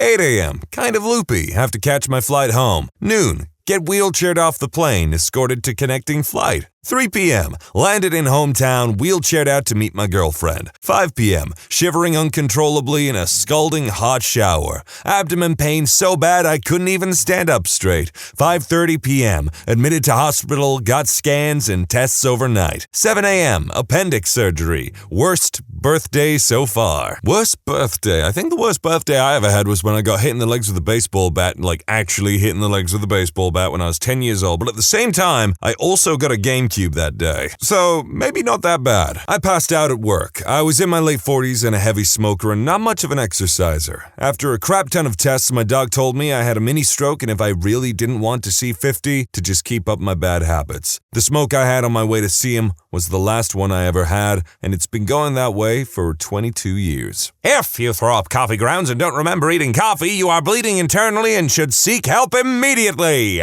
I was an athlete in college and one time I was at lift, and when I was moving the bar from the side holder on the squat rack, I hit myself in the side of the head, just hard enough. I didn't think much of it, finished my lift and went home. I didn't feel great for the next few days. A few days later, after competing in a track meet, I was at a team barbecue and had the worst headache. After I left, I decided to do some homework with my friend, sat down in front of my computer, fell asleep for about 20 minutes, and when I woke up, I looked at my screen and I was like, holy crap, I can't read. I had a concussion. I was with a friend at a public pond in Boston. She was going to teach me to kayak. We were just getting into the water, barefoot of course, and washing off the kayaks, and she was going to teach me to get into it. I slipped on a rock or something and there was a sharp pain in my foot. Not bad, just real sharp, real quick. I went, wait, I think I stepped on something. Let me look. Lifted my foot up and the water was blood red. My friend was all, we need to get a better look at that. Get to shallow water. I'm going to find a first aid kit or something. I kept insisting it was fine. Really, it barely hurt, but you know how blood in water is. It looks like way more than it actually is. I sat down once the water was shallow enough and put pressure on. Someone came over and was all like, are you okay? And my friend had found a couple dudes nearby who were like, I got a first aid kit in the car, probably have some butterfly bandages in there. Let's see how bad it is. I brought up my foot out of the water and you could see the layers of skin and fatty tissue kind of flopping about. All four of the folks around me simultaneously went, ew, or oh my god, or something of the sort. We wrapped a sock around it, quickest thing we could find. Helpful dudes said they'd take care of the kayaks and my friend zipped me to the ER. I seriously did not think it was hurt that bad at all. It was very non-painful when it happened. The recovery was a nightmare, but when it happened, it didn't feel any worse than a small cut or something. In the ER, I'm sitting there with this sock around my foot and the doctor comes in with 3 students following along behind him. They were in coats, he wasn't. He was all, okay, let's have a look. And he unwraps the soaking wet sock from my foot, not water, and I sprayed blood all over him. Even as he backed away, we're talking about a 5-foot arching spray of blood pumping with my heartbeat. It was kind of awesome, actually. Yep, severed an artery. The doc was like, well, that's what I get for not wearing my coat. I'll send you a dry cleaning bill. As the 3 students and him were leaving, one says to me, seriously excited, we've never seen arterial bleeding before. Thanks. You're welcome. Medical students so weird. Bless them. When I was a kid, I used to like taking nice long dumps while playing on my Game Boy. I once stayed on too long. It felt weird. It felt like I was halfway through pooping out a giant turd, which makes you want to push, right? Yeah, bad idea. Apparently, your butt can fold itself inside out like a sock. I thought it was a piece of crap I could grab and pull out, so I wadded up a bunch of TP and tried to pull it out, but it hurt, so I started to panic. Screamed for my parents, went to the ER, sat in the ER waiting room with my guts inside out for a while, and when I finally got in, the doc had me lay down on my stomach. He had no idea what the heck to do. He said he might massage it back in. That phrase is stuck in my head for the rest of my life, and I just remember it folding back in. It was so uncomfortable and cold. Never happened again. It's called a prolapse, and it's awful. That was really hard not to laugh all the way through, but yeah, there's a reason why you shouldn't stay on the toilet too long. One day I went from, my hearing is muffled in one ear, to, now I'm deaf in one ear, to, the room is spinning and I can't stop vomiting. Went to the ER real fast at that point. Now the room has stopped spinning, but I never did get that hearing back. Leg pain went from a nuisance to not being able to stand up. Turns out it was stage 3 cancer. If I had waited another week, I would probably not be around anymore. My doctors did several different types of scans on me. They ended up finding a tumor the size of a grapefruit on the base of my spine. A few days later, they removed it, and I further had 6 rounds of inpatient chemo and a further 6 weeks of radiation treatment. The cancer was called schwannoma neurofibromatocytoma, and yes, I still have my leg. It was basically the same situation as the movie 50-50. Hey, my ankle looks a little swollen. 5 minutes later. Hey, everything under my knee turned into a purple elephant foot. Also, my pee is blood. Kidney failure. Not even once. Didn't have a period for a couple months, more like 6 months to be honest, and thought nothing of it because, well, didn't have to bleed for a week. Yay! Until I had cramps that made me crawl through the house and almost rip my mom's shirt while crying asking to be taken to the hospital. It lasted a couple of hours, but it had to happen twice for my mom to take me to the OBGYN. I went, did the exams, and she said it's totally normal. I had an ongoing period from the end of December to February, but in the last month I had normal periods, so yay! Throw away because TMI and I don't want to think about this after I post. A couple years ago, I noticed that peeing was starting to hurt. I assumed it was a UTI since I've actually had one before when I was much younger, and it felt similar. I heard that a good way to cure or treat a UTI was to drink a metric ton of water so you kind of pee away the germs, and that's what I did. A few days later, I couldn't pee at all, like nothing would come out. Even though I definitely had urine in my body, a panic attack or 2 later, I finally told my mom so she could take me to the ER. I was underage at the time and couldn't drive, and I was also in so much pain, I probably wouldn't have been able to drive even if I knew how. Did you know that catheters suck? Because Catheters suck. I went through a lot of physical and psychologically uncomfortable tests, including an ultrasound because one of the possible causes was a cyst on my ovaries. We found nothing, like no causes, at all. We had no idea what was going on. My urethra just decided it didn't want to pee anymore and clamped up, causing immense pain whenever something needed to pass through. Like a ton of water I drank under the impression that it was a UTI. Thankfully, there's a medication specifically for that sort of situation. It numbs up the urethra just enough that I could pee. That combined with the catheter probably saved my life. I wasn't anywhere near exploding bladder status yet, but I damn well could have been. Eventually, after a few days of taking the medication, I was fine, and I've never had that happen since. Kind of an anticlimactic end, to be honest, but it did go from meh to, oh, balls, I need to go to a hospital in the matter of a day or two. In college, just as we were about to start the summer vacation, we had a scheduled week to pick up our grades. This was before electronic grading and all this fancy stuff. We still rolled with report cards. I wasn't feeling too well. I barely could walk and had a head-splitting migraine. I was sure that I was at least 100 degrees Fahrenheit in terms of temperature and was starting to feel chills, all the flu-like symptoms at the start of the summer. I trotted through the day at uni, 6 hours going from class to class, building to building to pick up my grades. On the drive home, I was with my dorm mate who lives in the same hometown as me. We were driving with a family member, and I knew whatever was happening to me was serious as my vision was clouding, and I felt like I was being boiled from the inside. My mom's hospital was nearby and I knew the director personally. I asked the driver to pull over and take me there. By the time we were at the waiting area, I barely could walk and my dorm mates were trying to hold my head. I insisted she go home and ask my family members to fetch my mom. I used the excuse if I had the flu, I didn't want them to be sick. I called my mom, who was upset that I was faking sickness. I always was overly dramatic, but this really felt like death. She was rambling on the phone that I was pulling unnecessary stunts and I kept saying, "If you want to yell at me, do it here," and hung up the phone. I went up to the director's office, who immediately saw something was wrong. Everything from this point was a blur. I spent 2 hours in the ER, had 2 IVs, and at some point was with a breathing tube. By the time my mom came, she saw me in the ER with all these machines and tubes hooked up, and I ended up being in the hospital for a week. I didn't fully wake up till almost 2 days later. I would come in and out of consciousness, but the bad times where I would have seizure-like coughing fits that wouldn't let me breathe, and back goes the breathing tube.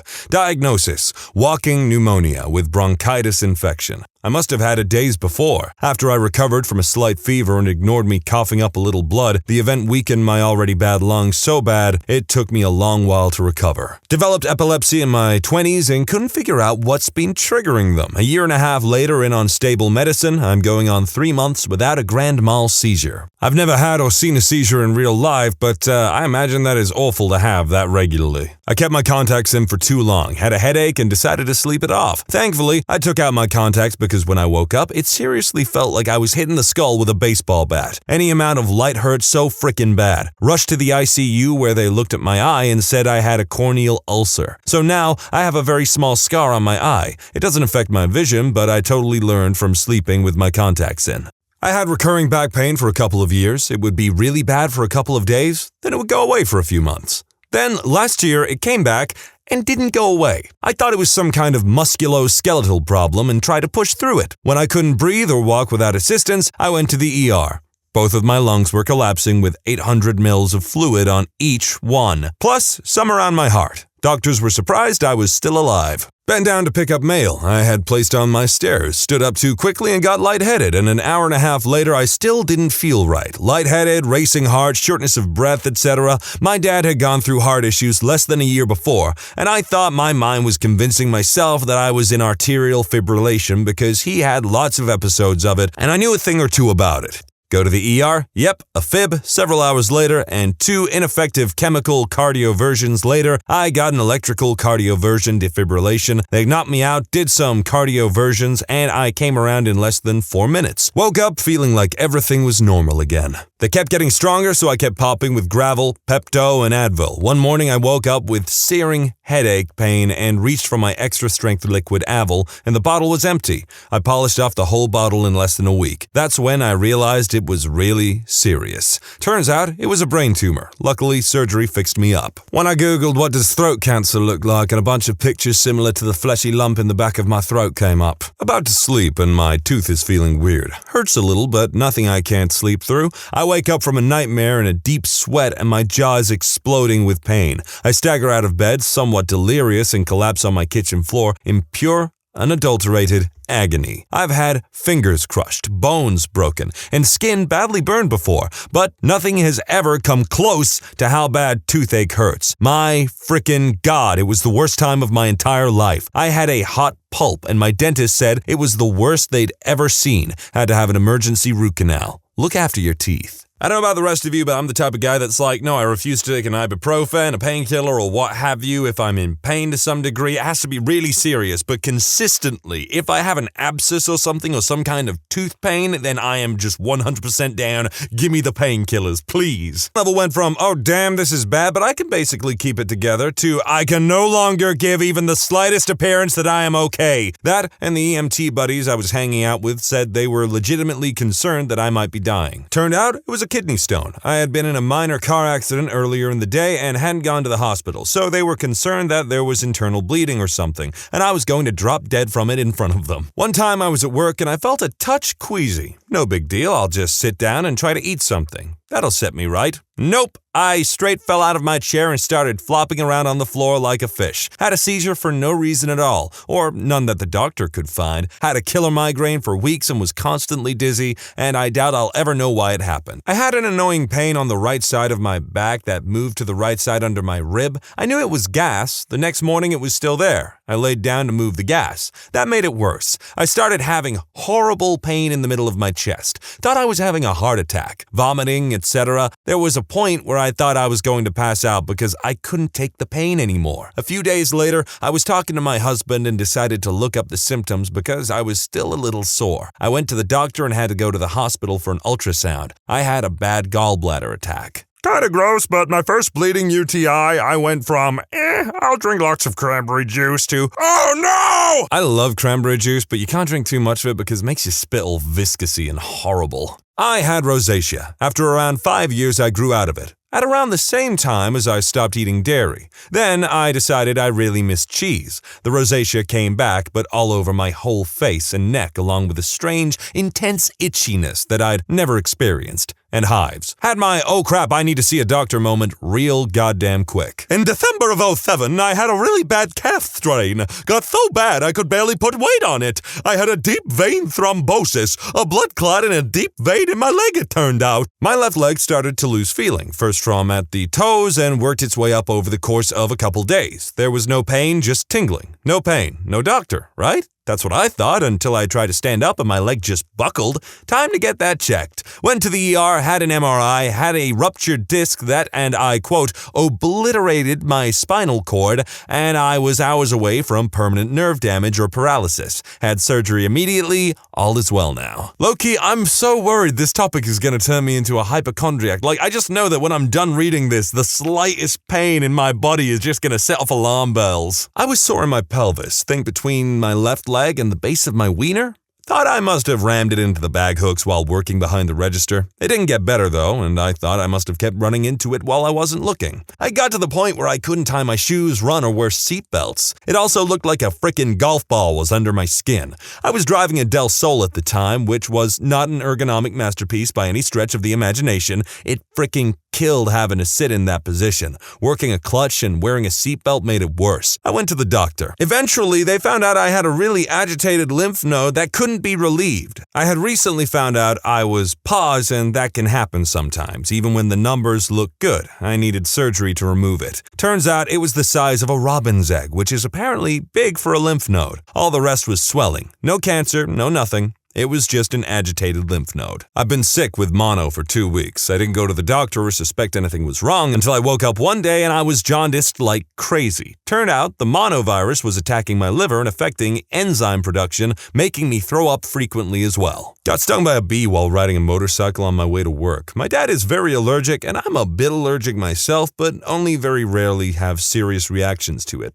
Meh. Half an hour later at work, my bicep was uncharacteristically swole, like Arnie, and the veins in my arm were bright, inflamed, and red. Yep. Supervisor told me to get gone. I tried to find a doctor in the box that wouldn't take all of my savings, and after a bit of driving around with this ridiculous bee-stung arm, got treated. Fun times. I used to fall asleep in class ever since I can remember. Just thought, hey, school is boring. Fast forward, I'm 21 years old and still falling asleep in classes. Anytime I have to drive anywhere over an hour long and have to pull over to take naps, would fall asleep at work daily, and just felt extremely exhausted 24/7. I just thought, hey, this must be what it's like to be an adult. Tired all the time and just wanting to sleep. Bet it'll only get worse from here. Then one day, I fell asleep mid-sentence talking to my boss. I played it off to him like I was sick and just passed out for a moment. Went to the doctors and did some sleep studies. Turns out, I have narcolepsy. I woke up for work on a Friday morning with a tickle in my throat. After work, I traveled to Boston for a pre-planned weekend trip, my throat and tonsils swelling more the entire time. I get home on Sunday not being able to swallow my own saliva without almost crying. I did cry at times. Monday morning, there's a massive blizzard and everything is closed, except a walk-in clinic. I forced my significant other to help me drive through 24+ inches of snow because it was really unbearable. The doctor there said I had the worst tonsils he's seen in years, and that if it keeps swelling, I should go to the ER. Turns out I had a really bad case of tonsillitis due to undiagnosed mono. Vertigo. Was getting my daughter ready for school when suddenly it felt like I drank a gallon of moonshine and couldn't even stand up. Room spinning, the works. Meclizine is life now. Also, I can't ride simulators or use VR anymore. That kinda sucks. I got earaches a lot. Most of the time, I'm meh about it. Take some Tylenol and go about my life. One time in particular, though, it moved into an ear infection in under 8 hours. I've had ear infections before, but nothing compared to the pain I was feeling that evening. I paced around the room in tears for about 2 hours before giving up and going to urgent care, where I got medication for my ear along with pain medication. I'll never forget the exact moment that the pain medicine kicked in. It was absolute bliss. One night in college, I went to an exceptionally crazy forest party, drank way too much and ended up blacking out. I was obviously extremely hungover and in a lot of pain, so I went home, drank a bunch of water, and slept for a few hours. When I woke up, I had super intense pains in my abdomen, and I chalked it up to it being from my drinking. Fast forward 2 days later, and I'm in too much pain to leave my apartment. Every time I move, it's painful. After 3 days of this, and I go to the campus health center, they ran some tests but couldn't find anything wrong, but told me to go to the ER. When I go to the ER, they have no clue and give me fluids and send me home. I return in about an hour since the pain is so terrible. They do a colonoscopy and find out I have huge kidney stones. Took me another week with pain meds and prostate meds, I'm female by the way, to pass them. What was your best or worst time in a game of Truth or Dare? In 4th grade, we were playing Truth or Dare on the bus home from school. Someone dared my friend to lick the floor of the bus, and sure enough, he did it. I thought about that moment the whole time he gave his class president speech at high school graduation. I played Truth or Dare with a mixed group of kids. I was spending the night at a friend's house whose older sister was also having a sleepover. We were 3 years younger, and we were at that age where avoiding the girls was the safest bet. I think 12 or 13. Anyway, the girls dragged me and my 2 friends into a game of Truth or Dare. After about half an hour of stupid dares, it got serious, and one girl was ordered to take me into the closet and make a man out of me. I was terrified and not even too sure what I was in for. The girl took me into the closet, sat down next to me, and held my hand, said we weren't going to do anything, and we just sat there for the next 20 minutes as the game continued on outside. I think she could sense how scared and embarrassed I was. They knocked on the door a few times, but she would scream at them to go away. The entire time we were in there, we talked about how stupid the game was and that she was sorry I got singled out. When we finally left after the others got bored with the game, she explained the whole thing away by saying that she just chickened out. And we talked to each other the whole time. The way she explained it, it didn't even become a thing. And the night was as uneventful as any other night. She saved me loads of shame and embarrassment at an age that would have ruined me. I love her for this, even though I don't know her name. I think this qualifies as both my best and my worst. Damn. Oh, damn, we are wholesome. We are getting wholesome up in here right now. So my friend has a party at his house, and nearly everyone was invited, including my crush at that time. My friend knew I had a crush on her, so when the dare came to me, that SOB dared me to leave for home, and I had to leave. One time in middle school, we're on the school bus and someone proposes to play a game of truth or dare. One girl stands up and says, "I'll kiss anyone on this bus except for him," while pointing at me. That was 16 years ago, and I still think about it. 1. Found out my crush had a thing for me. She chose truth. I asked her, "Do you want to go on a date with me?" Silence for a second, then a smile, then a yes. 2. Worse was when my dumb friend fell on me while doing a dare of jumping off the table, resulting in him breaking his ribs and my foot. Oh god, I basically had the exact same experience at a sleepover I had when I was a kid, where my hyperactive friend was jumping around all over the place and he jumped directly on my knee, and I hated him all frickin' night. It made it really hard for me to enjoy my birthday gift of SSX on tour for the PS2. Although I actually wanted it on GameCube because you could play as Mario, Peach, and Luigi, I think, as exclusive characters for the GameCube version, but beggars can't be choosers, so whatever. I thought that was just cool at the time when I was a kid, video game crossovers. I was at a summer camp and we would all join with small groups that we would meet with in the morning after breakfast to help plan out the days. On the 3rd or maybe 4th day, we were all getting pretty close and decided to play a game of truth or dare. Our group met down by the lake and we were all sitting with our feet in the water, and someone was dared to catch a minnow with a net. Nothing crazy or anything. However, immediately after the minnow was caught, it was my turn, and I chose dare, admittedly, because I was hoping my friend would ask me to kiss my crush, who was also in our small group. Instead, being the little turd that he was, he dared me to eat the minnow, and seeking the approval of my peers, I did it and swallowed the minnow whole with my hot cocoa. If eating a live minnow wasn't bad enough, a couple rounds go by and my crush is dared to kiss me, to which she replied, "Ew, I'm not kissing minnow boy." That became my nickname for the next week and a half. I never got the kiss, to say the least, and I still wonder to this day if that's what gave me the tapeworm that they found a year later. I don't know what it is about that story, but for some reason it just sounds so goddamn real to me. New Year's Eve, 1995. I was dared to kiss a guy that all my friends were crushing on, and I really wasn't.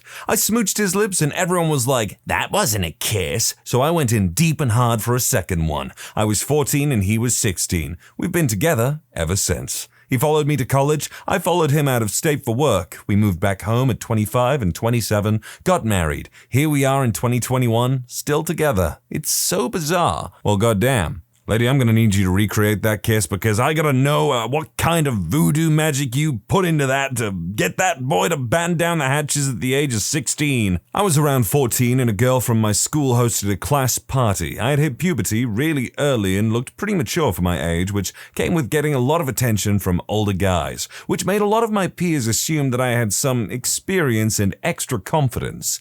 We played truth or dare and I was dared to kiss this boy in my class who hadn't hit puberty, had braces, and generally didn't match my maturing.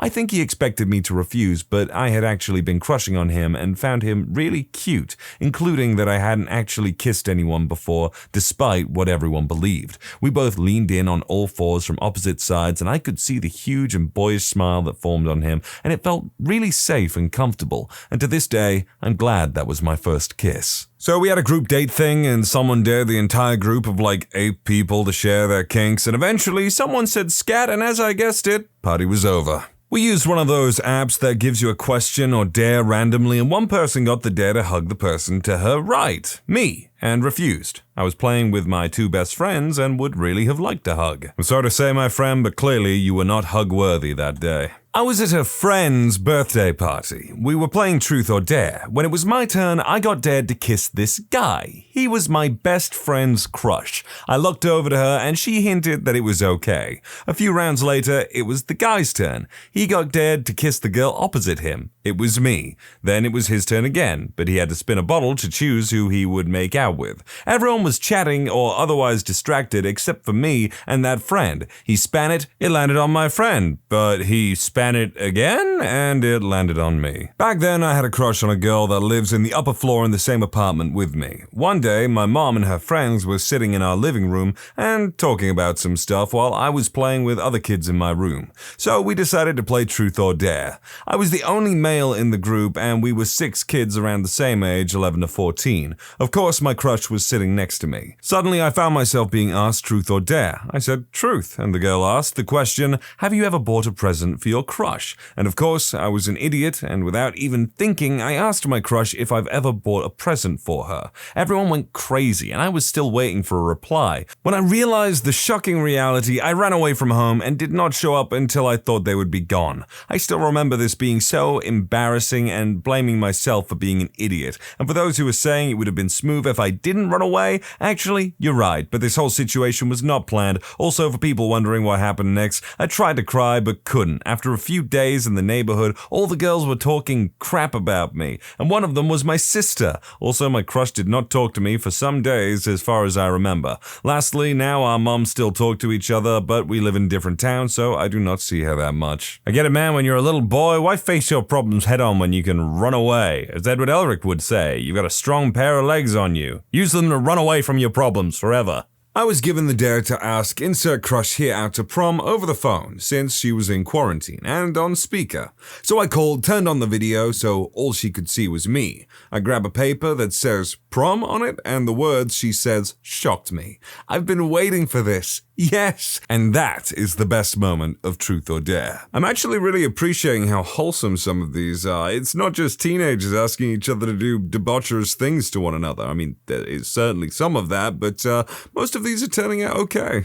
Adolescence is a confusing time for everyone, and for 2 or 3 years I was friends of friends with someone who I thought was cute but often mean to me. The saintly nerd boy who thinks the best of everyone. I went from being, oh hey, blank, to being quite anxious, feeling confused as to why I was seemingly getting picked on, and a little excited that I was the object of her attention, positive or otherwise. Time passes and she ends up at a party where Truth or Dare is played, and maybe it's just 6 of us or fewer, but none of our common friends are there. We're asked to make out, seemingly to make me squirm, and it's only then that I find out I know nothing about the world and that flirting or being a little interested in someone takes many forms. I wouldn't see her many times after that, but the flipped switch in self and social awareness was appreciated, not to mention the making out part. A year ago, there was this party with friends, half boys, half girls, and we were extremely bored and decided to play Truth or Dare with this random app. And at first, the dares were just eat a banana with, I don't know, pickle juice, and then it got real spicy with hug a girl or like hold hands for 5 minutes, which I wasn't expecting. I got the lightly kiss, and it was my crush, so someone had a good night. The time I was dared $200 to jump off my roof. Ow, $200 and a couple of broken arms later? I was rich and popular. The best game of Truth or Dare from high school ended up with one of my female friends wrapped up like a mummy in toilet paper. My best friend having a silly-looking face drawn on his chest and stomach. I had to eat a tablespoon of some gross concoction of condiments in that person's fridge, and I think one person had to stand on their head for as long as they could. Those are all the ones that are really memorable to me. The best time was me, male, 8th grade, playing Truth or Dare on the train home, except I wasn't playing. I was just doing my homework, sitting with all my friends. It was like 7 girls and 2 dudes, and normally we'd play Truth or Dare, and we've pretty much all kissed each other at that point. One of my friends, however, had an older sister, 2 grades above us, and her sister's friend was my crush. She had a ridiculous body, big lips, and wore super glossy lipstick, so every day was a struggle for me when she sat with us, and I usually resolved this dilemma by putting in headphones and doing my homework in solitude.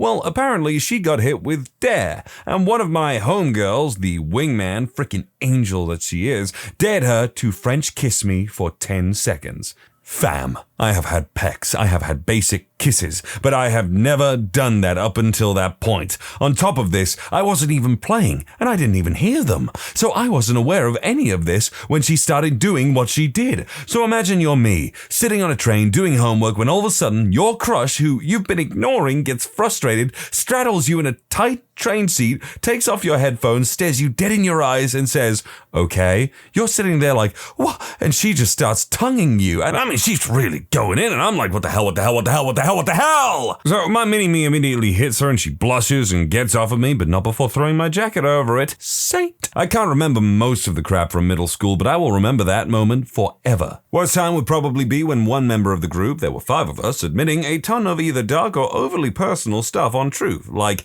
you don't have to specify the gross SX thing you did or what illegal substances you have experience with, you can omit information that doesn't make the night better for anyone. Worst, and I carry this almost 30 years, back when I was 12 or 11 years old, someone dared me to dance with a girl. I was so freaked out that I rejected. Later, that party, the girl asked me to dance, slow dance, and somehow I accepted. And that guy just screamed and clapped, "Well done!" I must say, he didn't mean any harm. Again, I freaked out, my shyness level skyrocketed, and I aborted the dance again. Since then, I didn't dance with girls, even had some hard times talking to girls romantically. And the next slow was with my newlywed wife and our wedding some 20 to 25 years later. I was dared to be hit over the head with a Coke bottle, one of those glass ones. Got a concussion. That's stupid. That's a stupid dare. The only kind of person that would make that dare to you is someone that actively hates you.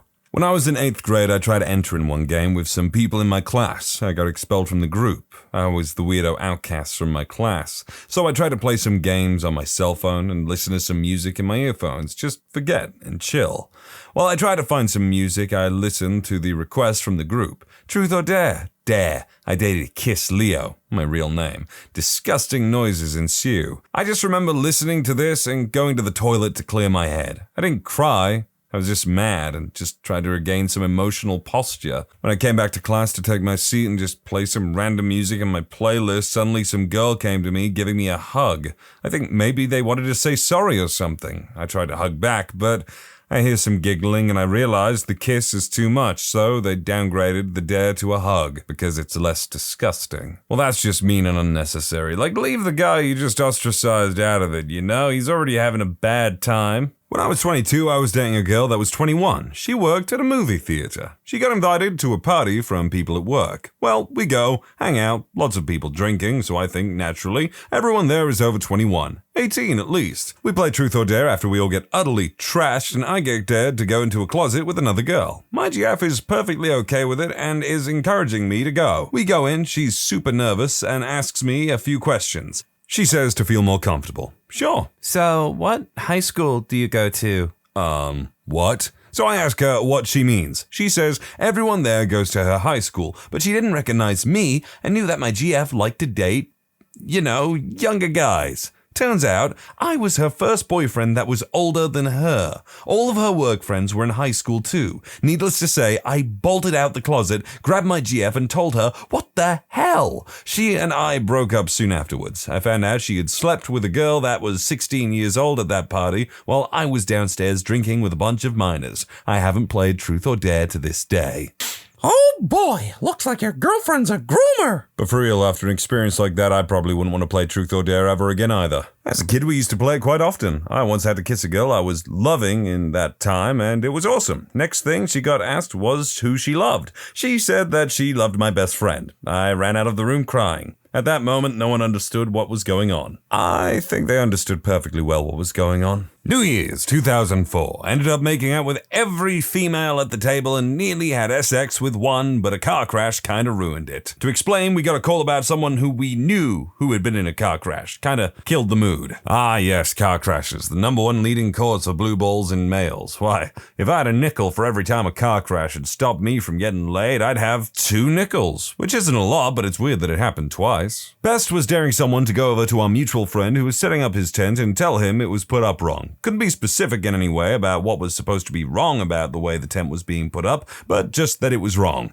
I nearly fell out of my chair laughing when after a few minutes of being told they put their tent up wrong, they started to agree even though there was nothing wrong in the first place. I am a bigger guy than most, which makes this worse, and when I was like 14, I was dared to pole dance around an umbrella pole, and I don't want this to be so long, so let's just say that it snapped, and for the rest of the year, people called me fat. So, Pog? A girl thought it would be funny to dare me to kiss her feet for 30 seconds. As soon as I started, she started freaking out because it tickled. I was like, you said 30 seconds. So I held her foot there and continued, causing her to seriously regret her choice of dare. Later on, I dared her to run around the perimeter of the house topless. Good times were had by all. The times when I wasn't even aware of the game and people got dared to talk to me or even compliment me so they could laugh in private thinking I couldn't hear them making fun of me behind my back. School sucked for me, and that experience, among others, still heavily affects my social life and lack of social skills to this day, to the point I'm not even sure if this is a socially appropriate amount of information. Well, if it makes you feel better, at one point anyone who spent more than, a couple hours a day on the internet was basically considered socially inept at one point or another. When I play Truth or Dare, I have an oath to never do truth, so every time I went, my friends could basically make me do anything.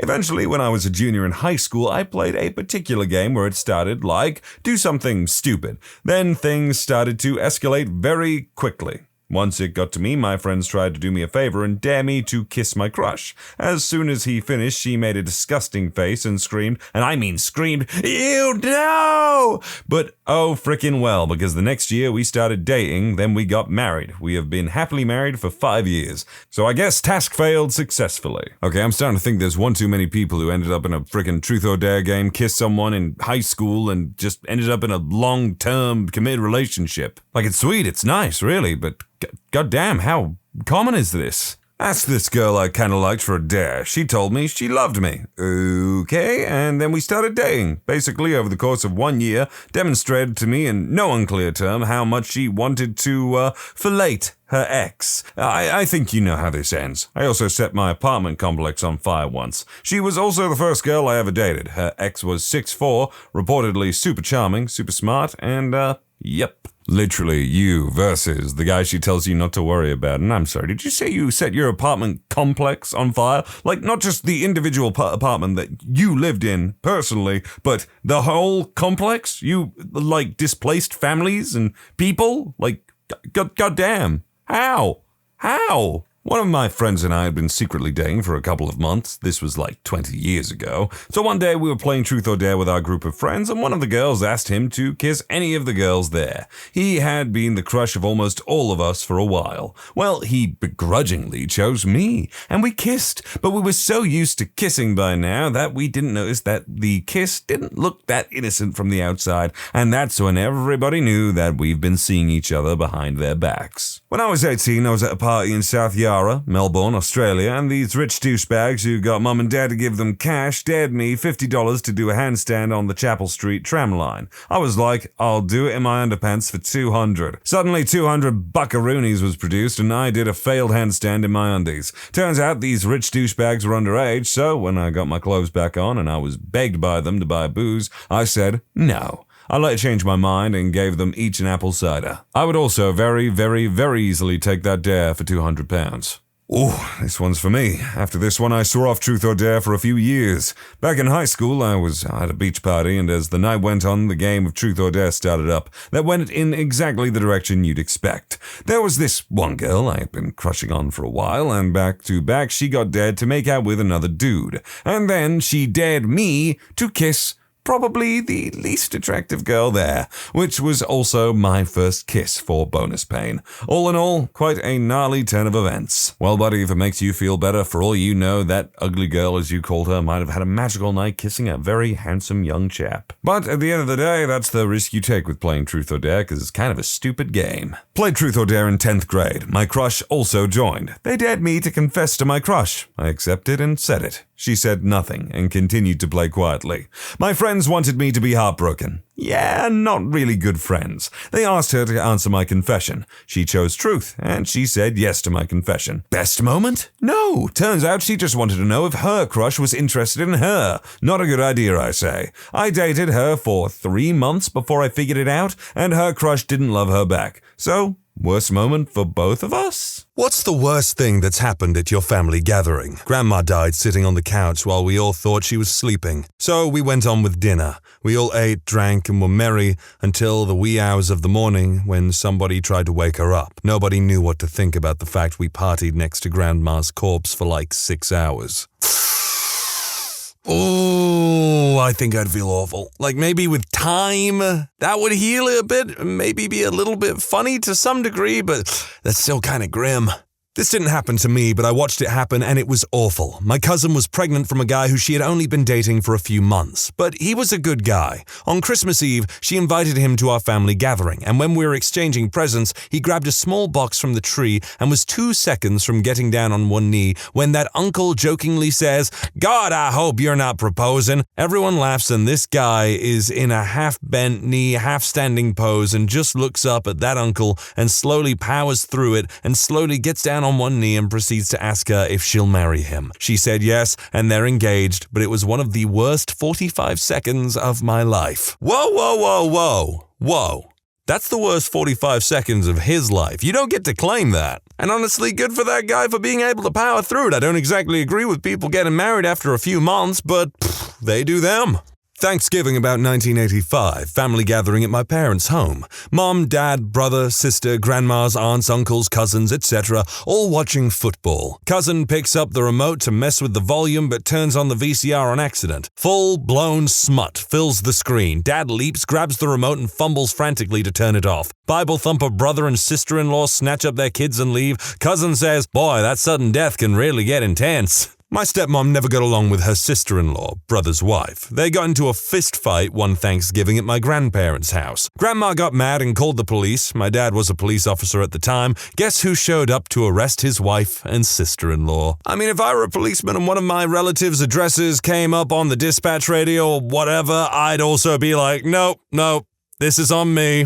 I'm taking care of it. Great-grandma's funeral in Arkansas. I have some distant third cousin named Stormy. Again, this is in Arkansas. And we're all gathered around the grave, and as the preacher starts to lead us in prayer, you hear this awful noise. Everyone turns to look, and there is Stormy, swinging an armadillo around his head by the tail. One of my other cousins got him to put the armadillo down so we could finish the service, but I don't recall ever having seen him at another family gathering since then. Yes, Stormy is male. He was about 19 at the time. Yes, the armadillo was alive. Apparently it had a nest or was taking a nap. I don't know what armadillos do in their spare time. Under a nearby bush, sounded kind of like a cat rejecting the advances of an unwanted lover. To quote Hank Hill, that boy ain't right. My grandmother tried to self-delete herself in the front yard because my mother wouldn't let me and my siblings, 6, 4, and 2, ride sitting on the back hood of my uncle's classic convertible during their neighborhood 4th of July parade. She was angry that no one would be able to see our outfits if we were seated inside the car, and while trying to delete herself, accidentally grazed my grandpa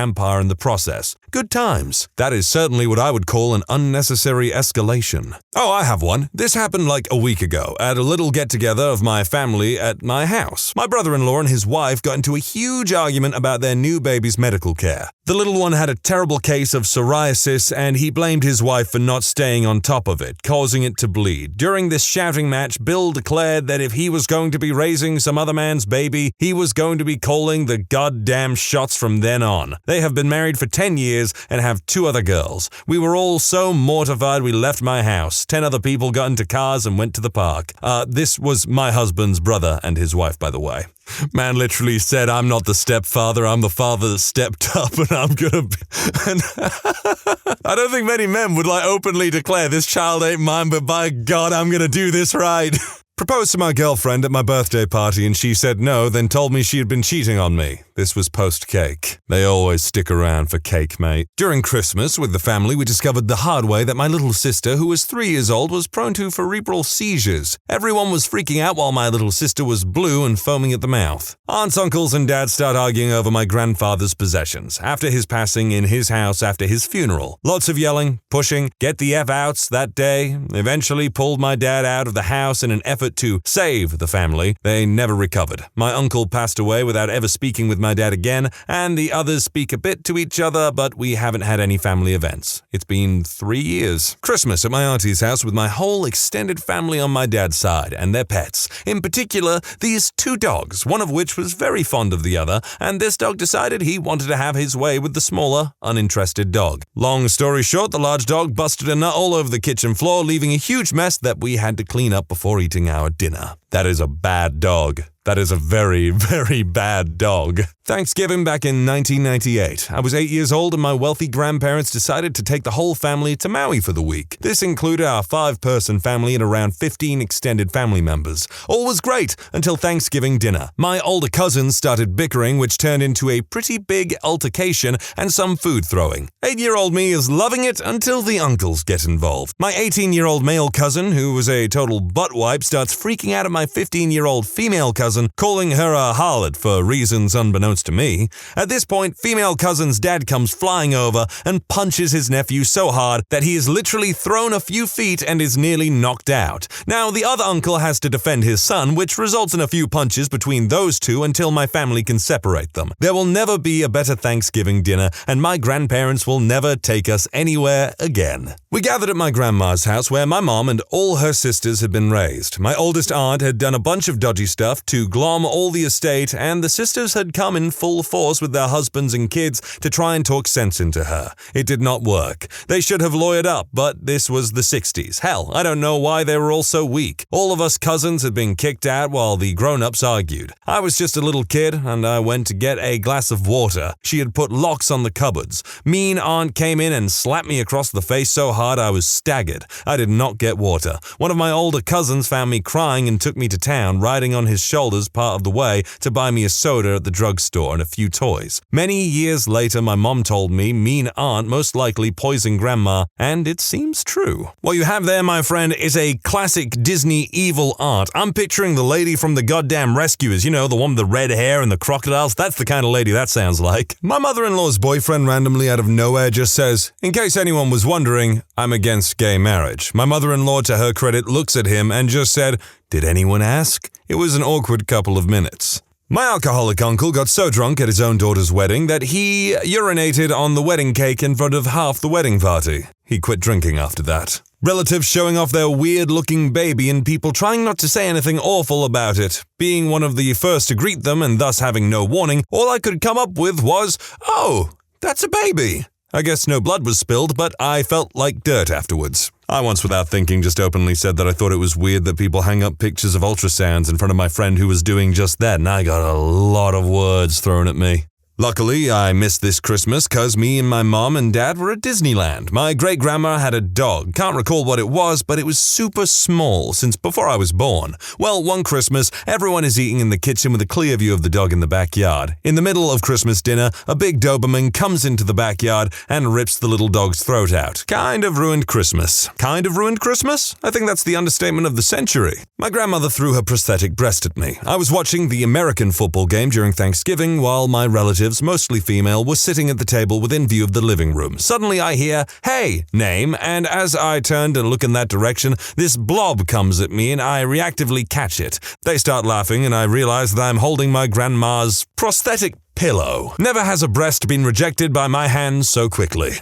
We had a huge family dinner at a very fancy restaurant. My great-aunt decided to move a very fancy pot of flowers with some peacock feathers stuck in it out of the way. In this case, out of the way meant right above the candles. It turns out the peacock feathers burn incredibly fast and produces a lot of smoke. The whole restaurant had to be evacuated. To be honest, it wasn't really that bad. The dinner had been incredibly boring. 14-year-old me certainly thought the fire made things a lot more interesting. This one day we woke up in a relative's house after a gathering night. We found the morning water tasted weird, so my cousin and host checked the water tank. The rat was floating there. Everyone in his house headed to the hospital instantly. I'd be doing the same thing. Well, we have a family reunion annually in Virginia for some distant relatives on my mom's side. No one in my immediate family has attended until about 7 years ago when my mother started driving my grandma to the reunion. Dad says that we could make it a family trip, but Mom brushed the idea off. My parents divorced 5 years ago, and the next year my mom somehow cons me into attending the reunion with her and her new boyfriend. Everyone at the reunion already knew her boyfriend. Turns out she had been taking him up to our family reunion for the last few years with my grandma. I'm starting to believe my grandma never cared for my dad all that much. My grandma was staying over with us at my parents' house on Christmas Eve. The evening went great and everyone was happy.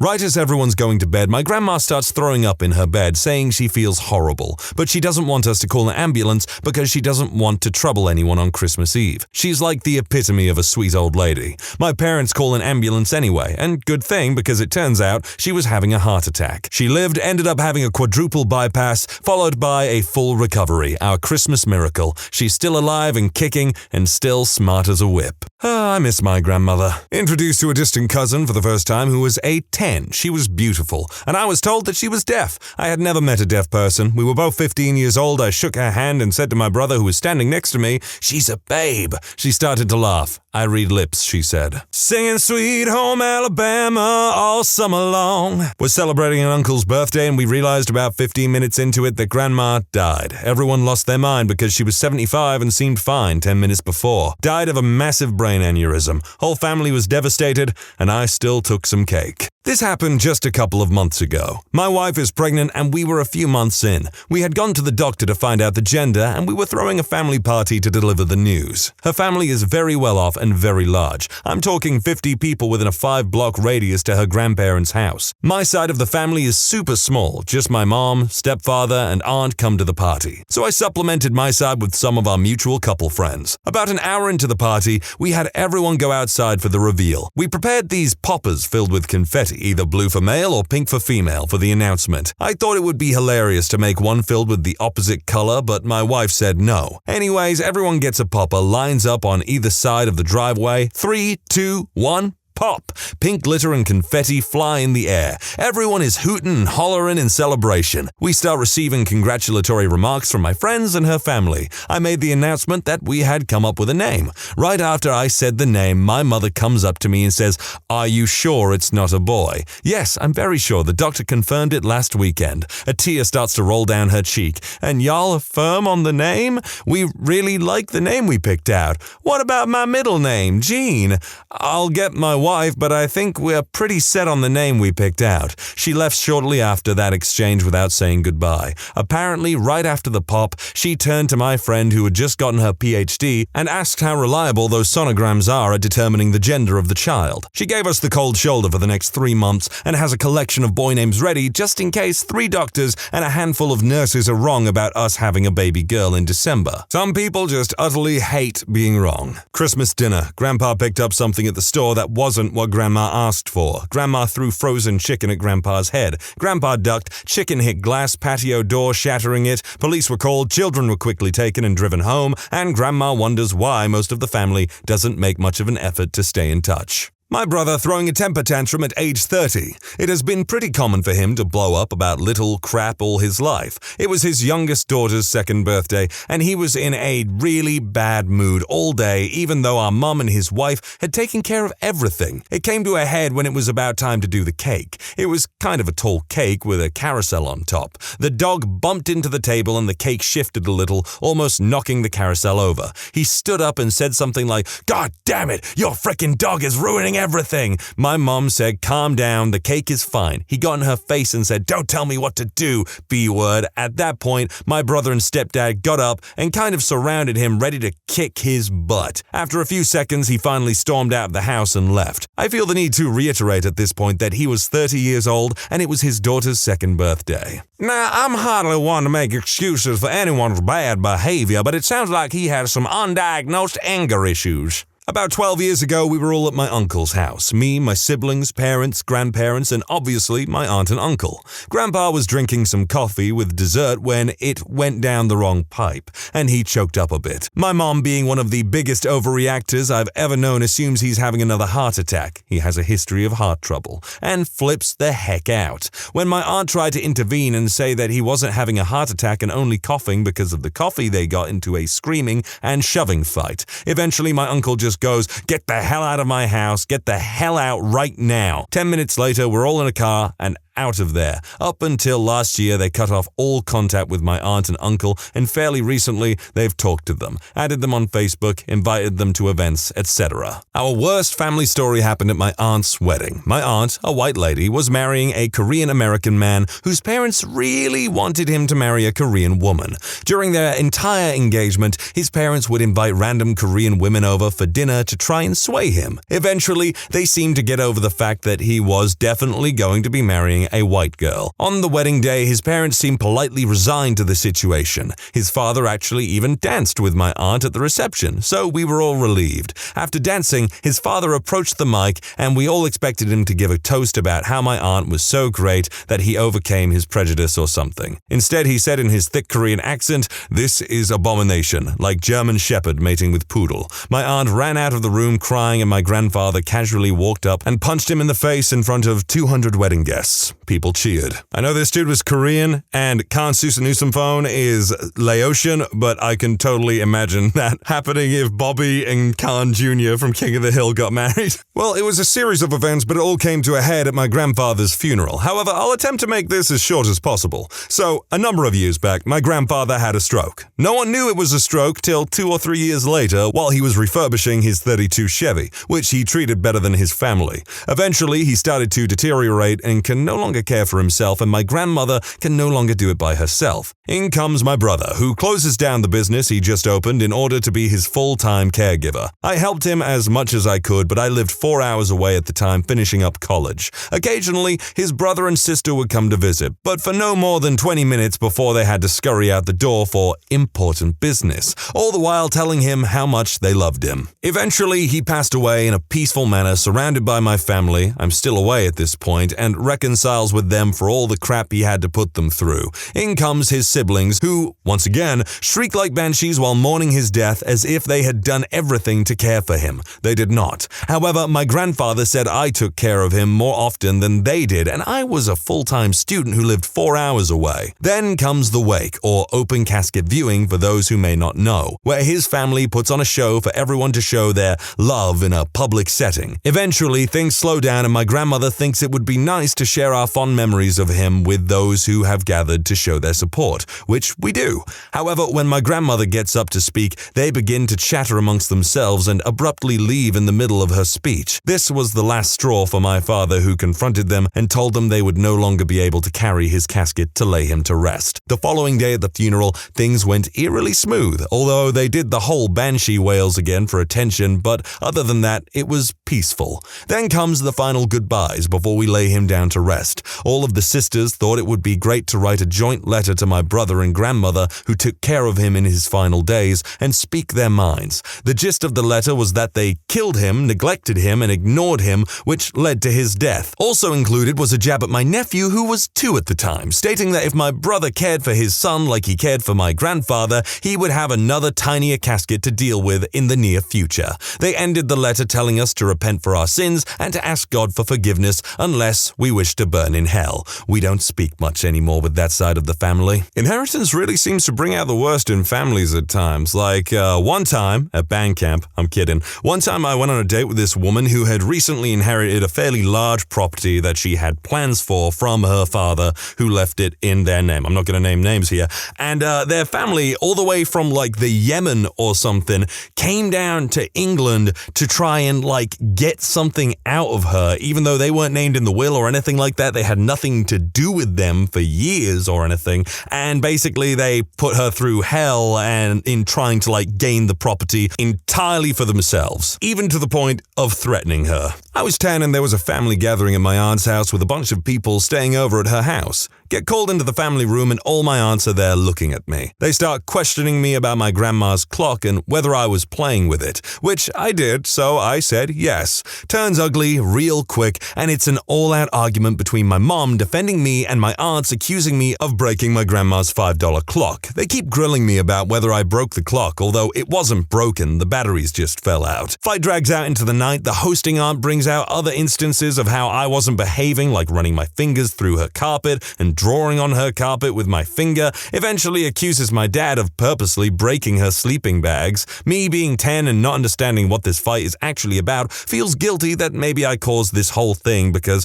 I played with my grandma's clock, and my poor mom is defending me when I might have broken my grandma's clock by playing with it. The hosting aunt eventually apologizes to my mother months later, but it made things really awkward for 10 years. Even now, things aren't really the same. Years after the whole thing, I realized it wasn't even really about me or the clock. It was about some other crap that I don't really even understand, but my aunts used me as their point of attack. I even remember me saying all of this over a clock when I was 10 during the fight, and one of my aunts insisting it was more than that, implying that it was about how I was a horrible liar or something. You can't make this stuff up. My older brother died in his sleep when he was 16, shortly before Christmas in 2005. During his funeral, my grandfather, Mom's dad, got up to speak right after my sobbing dad and said, "I'm the grandfather. I just wanted y'all to know that," and sat down. Everyone either looked confused or extremely angry. The reason why this was extra crappy was because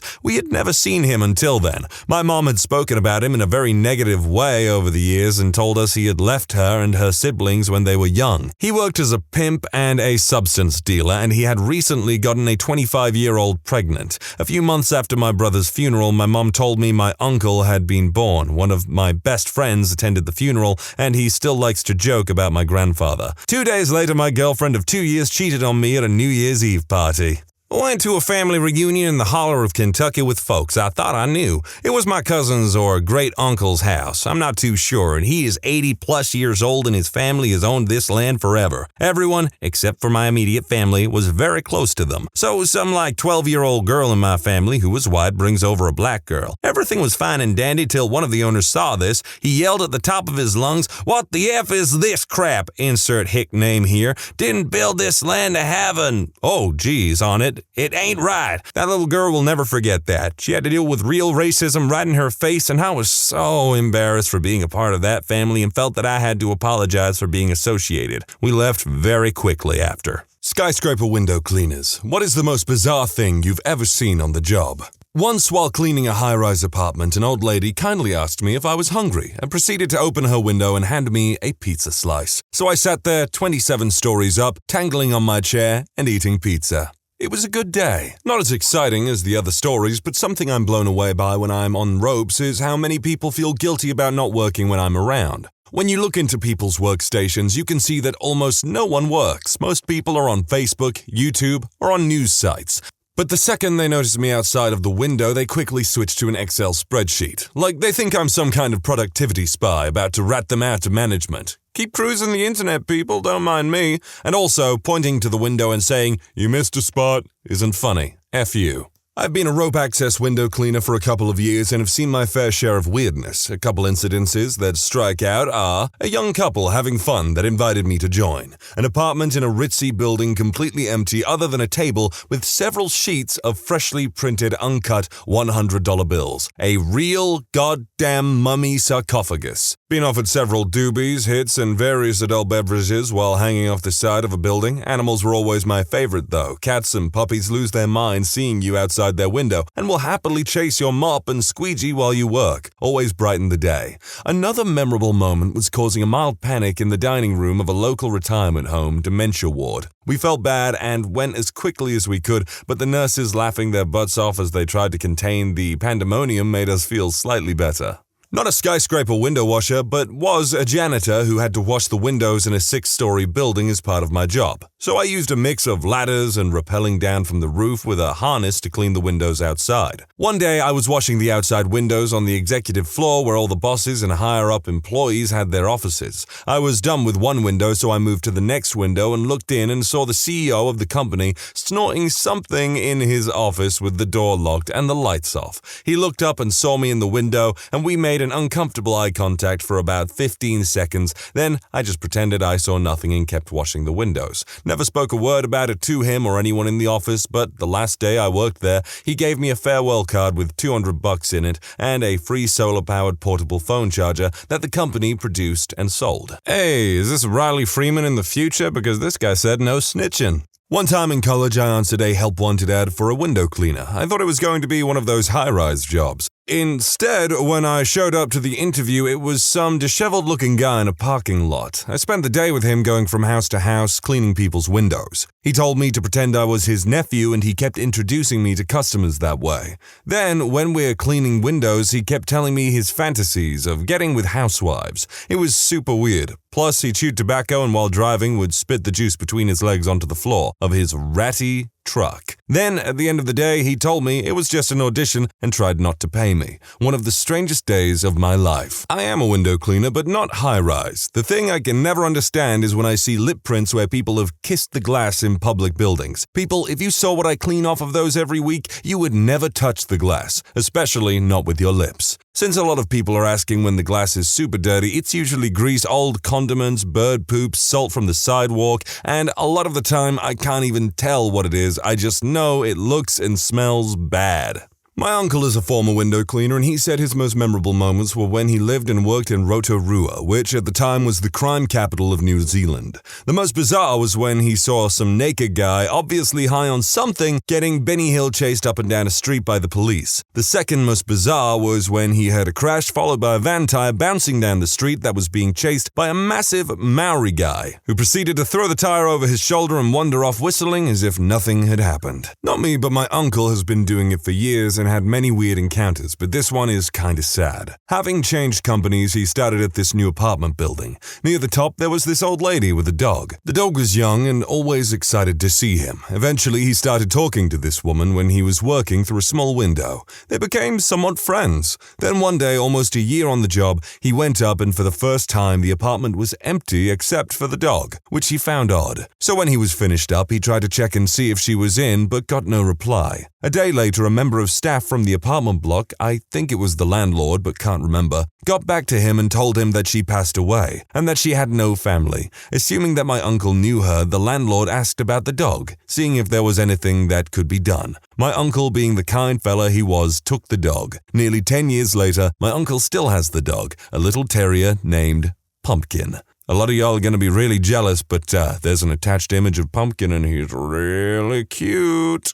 Well, I was watching the outside of the window at the group home I work at. State was coming by later that week and I was super bored. I walk up to one of my dude's bedroom windows to wash it off and apparently he hears me outside somehow, even though he had his radio turned up to about 9,000 like he always does. He rips up his blinds, totes naked and starts slapping himself repeatedly in the forehead and screaming. This was pretty normal for him, but it's definitely the strangest thing I've ever seen so far in my life while washing a window. What I got was a lot of flirting. I don't know if the pane of glass gave them a sense of safety or if a lot of office chicks are just bored or if our red overalls were particularly fetching, but something brought out the bachelorette instinct. Notes pressed against the glass, pretend lesbian performances, you name it. Only seemed to happen when there was a group of ladies though. My grandfather met my grandma while working as a window washer. He put his phone number right up against the glass of her office and hoped she wrote it down. She did, and called, and they've been married for 60 years. That is quite sweet. I wasn't expecting a story like that in here. My ex was a high-rise window cleaner and he always talked about the crazy things women did. It seems like the glass gives them a sense of security and they do things that I don't think they'd do if that glass wasn't there. Women flashing and pressing their chest against the glass, mooning and pressing their butt cheeks on the glass, writing their phone number and pressing it against the glass. There was one point where we were engaged and he would hold his finger up and point to his ring. It didn't seem to stop some of the women. In fact, it made some of them try harder, he said. He did say the hardest for him were the children's hospitals and when he'd clean the windows of the very sick children. This company did do the dress up as superheroes thing while they cleaned the windows, which made it fun for the kids, but he said it was still heartbreaking for them. I was in King's Cross in Sydney about 15 years ago when I finished my drop and landed on a lower roof. I witnessed a working girl giving a guy in a wheelchair, service. He looked at me and gave me a thumbs up, nearly fell over laughing. Window cleaner here. I have a few stories of cleaning high-rises that still make me chuckle. 1. My coworker, who no longer works there, always used to crap his pants, like had an issue, but never took care of it medically. I don't know, but it was always a joke. One day after lunch, we were strapping up to go over the site, and he turns to me and says, "Dude, how quickly do you think we can get this drop done?" Me. It's only a 7 story, so maybe 30 minutes or so. Why? Him. Alright, let's go. It was a goofy edge, so sometimes we would hand each other our buckets of water. The second I handed him his water, he screams into my face, "God damn it!" What I witnessed next was probably the quickest descent I've ever seen, as he's cursing the entire way down the rope. Absolute hilarity for clarification. Yes, he indeed crapped himself.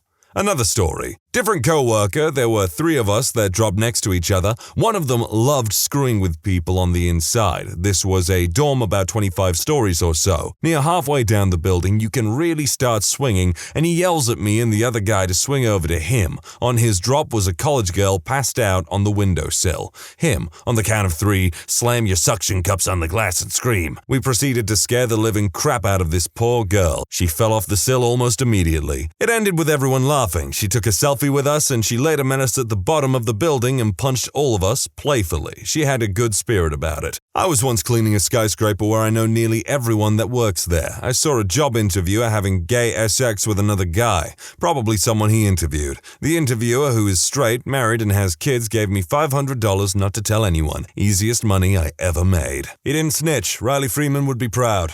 My uncle has been doing this job for over 20 years, so I've heard a few weird stories from him. 1. A woman filming smut. 2. A sign on a window asking them not to clean the bathroom window. Obviously, not knowing which window was to what room, they went about their jobs. The bathroom had skinned rabbits hung up. 3. A hoarder whose windows were slowly being hidden by the years of collections. 4. A famous footballer who was not with his wife. Not long after this, the company were asked to sign NDAs. 5. What looked like a murder scene. Uncle reported it, but was later told it was fake blood for a TV show that was filming there. His favorite, number 6, a dog breeder. Okay, breeder might not be the right word. Someone who had 2 litters, and every 4 weeks he went back to clean the building and got to see the pups growing up. When he went back there, and they were roughly 12 weeks, there was 1 pup left. He asked for her, and now he's got a rottie called Holly. There was a point where I was thinking to myself, I bet this is just going to be repeatedly, I saw 2 people getting it on, but you know what, that's actually been pretty scarce. I don't clean windows, but I work from scaffolding and do rope access work on high-rises and skyscrapers in New York City all the time. It's not that often I see something bizarre, and I'll see into hundreds of apartments a year, so I honestly feel many of the posts in here are made up. Sure, you occasionally see the caught-off-guard tenant, but if you do see someone, they usually just wave and shut their curtains/blinds. The most bizarre thing I've seen, though, has to be when I found a section of loose brick about 15 stories up. I removed them to put them in my satchel as usual and found dozens of used condoms shoved behind the brick. Like, how the hell? I still have no idea to this day. I think our friendly neighborhood Spider-Man has been doing some freaky stuff with Mary Jane, and he's hiding his used condoms behind that brick like squirrels storing their nuts for winter. Dropped in on a dude throwing kitchen knives at a dartboard and an undersized pink robe. Skipped that window. I work for my dad's window cleaning business in Scotland, and while cleaning a couple windows, ground floor bungalows, I stumbled across the couple having sex in the living room window. They made eye contact with me and didn't stop. Probably the most awkward experience of my life, but you better believe I finished the job and took my £20 tip. Maybe you haven't thought about this that much, but I'm pretty sure they used you as an accessory, mate. We don't do high-rises, but I've seen my fair share of nudity. One dude was doing calisthenics buck naked in front of his window overlooking the lake. Another trip to the same house and his wife dropped her robe and took a bath, knowing full well we were there. I think these people overestimate how strong their tint is. Favorite story involves 2 new guys on a roof washing some skylights. I'm on the ground having a chat with the homeowner when I get a text that says, "We can see someone in the shower. Great chest." I thought, weird, I'm talking to the wife right now. Who are they looking at? A few minutes later, and her heavy-set husband comes outside with wet hair. There's also the time I took a dump in the backyard of an NHL player's house, but that's a bit off topic. When I used to work as a window cleaner for a building in West Hollywood, I would often see lots of famous people in the building. Not mega famous people, but kinda well-known actors and such. One day I was just cleaning the window as normal. This particular window had the blinds down while I was cleaning. One side of the blinds broke down and I saw a celebrity licking his dog's junk. I can't erase that image. It wasn't a high-rise, but I used to be a residential window washer, and sometimes clients would want the inside cleaned in addition to the outside. First worst was a morbidly obese man who was living at home, I believe on hospice care, but definitely at least with a full-time nurse. The man chain-smoked inside his house non-stop. When we cleaned the inside, the water was yellow coming off the glass. Second was the home of the city's university president, absolutely disgusting. We would find old dog crap lying around, walked into their kitchen, dishes were everywhere, and a frying pan had a couple of photos soaking in some kind of oil grease. That just sounds like an absolute pigsty. Does anyone remember that show, How Clean Is Your House? Ex-repelling window cleaner here, saw a co-worker mix up his main line with his safety line. The harness was rated for the thicker rope and he never engaged. He fell 5 stories before bouncing off an entryway overhang, made of concrete, and hitting the ground. Nothing too crazy, but I worked for my stepdad's company who had very sketchy equipment and no safety ropes or vests to make sure you don't plunge to certain death or permanent injury. We used the stack ladders. These ladders are very hard to assemble if you lacked upper body strength. Also, you very much want someone at the bottom holding you if you stacked 3 or more ladders. For gravity and sudden strong winds, that'll make you regret every decision you've ever made in your life when you get hit by one. Typing this out, our dangerous setup is the craziest part of this story. Anyways, I had 6 ladders stacked and I'm cleaning a 3rd-story window at a private residence, and as soon as I make the climb up the ladder into the window, I scared the crap out of a parrot sitting in a cage on the other side. This frickin' parrot lets out this shriek that scared the crap out of me because I didn't see the parrot at first. I was already nervous being 3 stories up on a sketchy ladder. I swear I almost fell backwards. I just hugged the ladder and wet myself and had to go back down because I was so shook. Climbing down was so nervous, and I've done it with ease before, but once you get used to it, and a short guy like I am, you don't get scared unless an unexpected parrot frickin' screams at you. My opa was a window washer. 2 things stand out. Once, he helped the police find a robber who was hiding. My opa had a bird's eye view. Another was when he saved a nurse in a psych ward who had been taken hostage by a patient. Dude had locked himself inside a room with her, and my opa had the master key. He went in and tackled the guy. Both times were back before the platforms. He'd hang outside of the windows with a leather belt that attached to a hook on the outside of both sides of the window. Well, your opa sounds like a pretty good guy. My buddy is a window cleaner over here in Philly, and last week on the job he was cleaning the windows, and a flock of birds started to attack him. He fell off of the platform, dangled there hanging from his safety harness, and fought back with his squeegee as a weapon. Not window washing related, but I feel like this story goes along the type of glimpsing into windows vibe that you're looking for. My wife and I moved into our apartment about 5 years ago, and pretty shortly afterward, a house was built right across the alley from us. No big deal, it's kind of a developing suburb, whatever. It was cool watching a house go up from an empty lot over the course of however many months. Well, the house was built, and then a year went by, and there were never any people around. Never a car in the driveway, never kids running around, or any sign that anybody was moving in. But there were always lights on. Like, it was kinda just on display. For a couple of years, it seemed like some real estate company just decided to build a house and never got around to selling it. This isn't that weird. There's a lot of property and houses for sale in our area. We were convinced that it was literally just a big, empty house. One night, wife and I decided to just look inside the one of the back windows, because hey, big empty houses are cool. The backyard was still kind of an empty dirt lot, and there was no fence. It was literally a 15-foot walk from where we would park our car every night. So honestly, not trying to do anything creepy, just trying to see what the interior of this big, new house looked like, we walked up and looked. Following our line of sight, our view was through the exterior window into what looked like a nice kitchen, past that a hallway, and directly through the open door of a bathroom where we saw an elderly woman with white, disheveled hair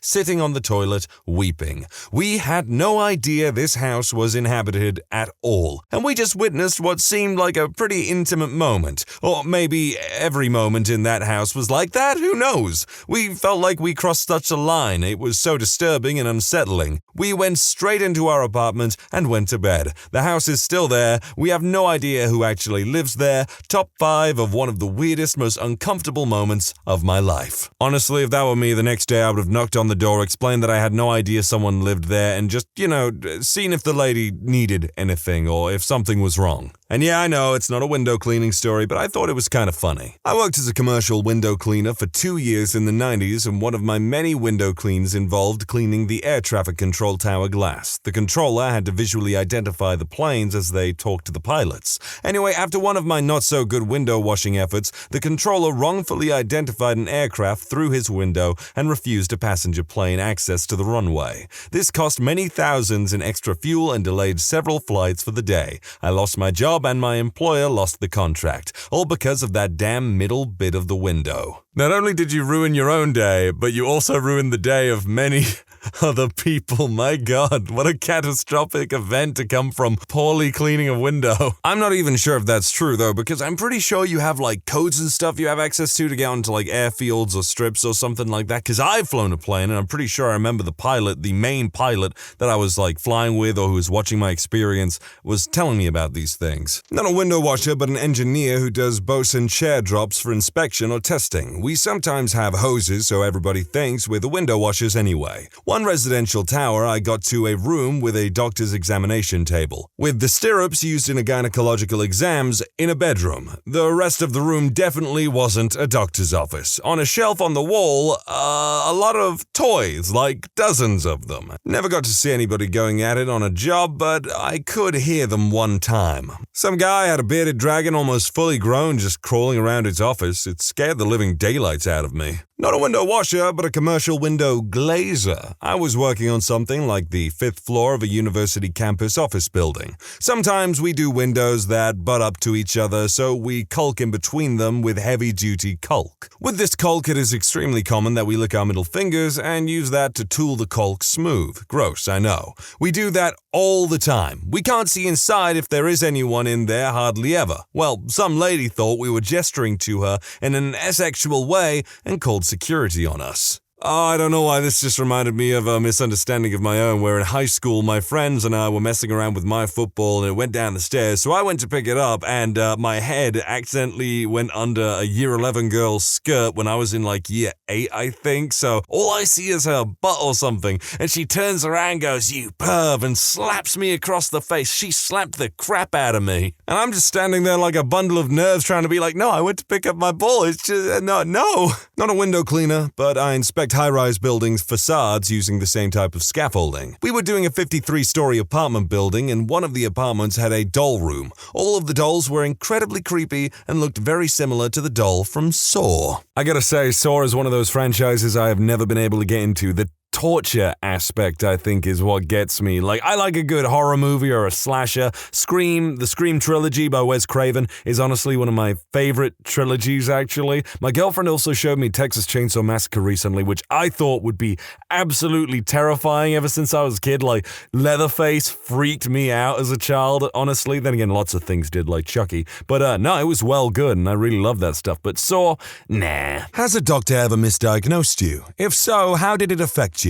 In my high school, my history teacher was misdiagnosed with cancer. I saw her go from depression to acceptance to anger in a span of 6 months. After she found out, I remember her asking the class if any of our parents were lawyers. I felt really bad for her. She was already thinking how to say goodbye to her 7-year-old. Not quite the same, but similar happened to me, only for a short time. I was at the ER coughing with pain, etc. I had x-rays done and my husband and I were waiting for the results. A doctor came in and told us he had bad news and that I had cancer.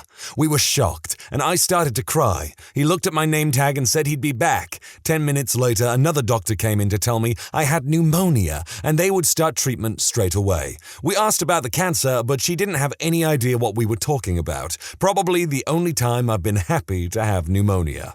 Our neighbor across the road had the reverse happen. The doctors kept telling her there was nothing wrong with her. By the time they finally diagnosed her breast cancer, it was too late. She was dead within a few months at 28, leaving a husband and 4 young children. I guess this is why hypochondriacs exist. When I was 14, I was told I was pregnant after getting an ultrasound to check my kidneys due to high blood pressure. No pregnancy test, no questions. I was a young girl, so I obviously was pregnant after they found an abnormal mass. Ended up being a cyst. None of the doctors would listen to me when I said that I had never even kissed a boy before. The sad part of the story was that after the doctor told my dad and me that I was 10 weeks pregnant, I adamantly denied that it was even possible. My dad actually stood up for me and took my side. The doctors then called my mom and accused my father of sexually assaulting me. Eventually, I was sent to a women's hospital and 2 hours later confirmed that I was not the Virgin Mary. Physically, it didn't affect me, but I've been very wary of going to doctors since. Sounds to me like that doctor thought he was frickin' House or something. But in all fairness, to some degree, I can kind of understand the wariness of some of these things. I ditched my GP after she accused me, an overweight and wearing an empire dress, of being pregnant and making me lay down on the exam table so she could feel my stomach. I didn't even get the dignity of peeing on a stick. She decided the best way to decide whether I was pregnant or not was to knead my stomach and declare it nice and soft. Grossish alert. My grandmother went to the doctor for blood in her stool and told her it was hemorrhoids. She asked him to perform some tests because she didn't believe it was just hemorrhoids. He refused and told her to come back if the H medication didn't work. It didn't, and it turns out she had colon cancer. It was so far along by this point that she passed 6 months after her diagnosis. Maybe some people would disagree, but I think if I told the doctor to give me tests because it would put my mind at ease or something, or it might make you discover something that might be even more wrong with me than we first imagined, then by God, I'm going to make them do it. Age 1. You have nerve damage from spina bifida that affects your bladder. Here, take this medicine and learn how to pee through a straw. Age 12. Oh, the medicine isn't working. Are you sure you're using it correctly? Age 16. Here, try ditropan again. Age 21. Here, try bladder Botox. Age 22. Oh, hold up, there's something weird about your bladder. You also have a second ureter on your left kidney.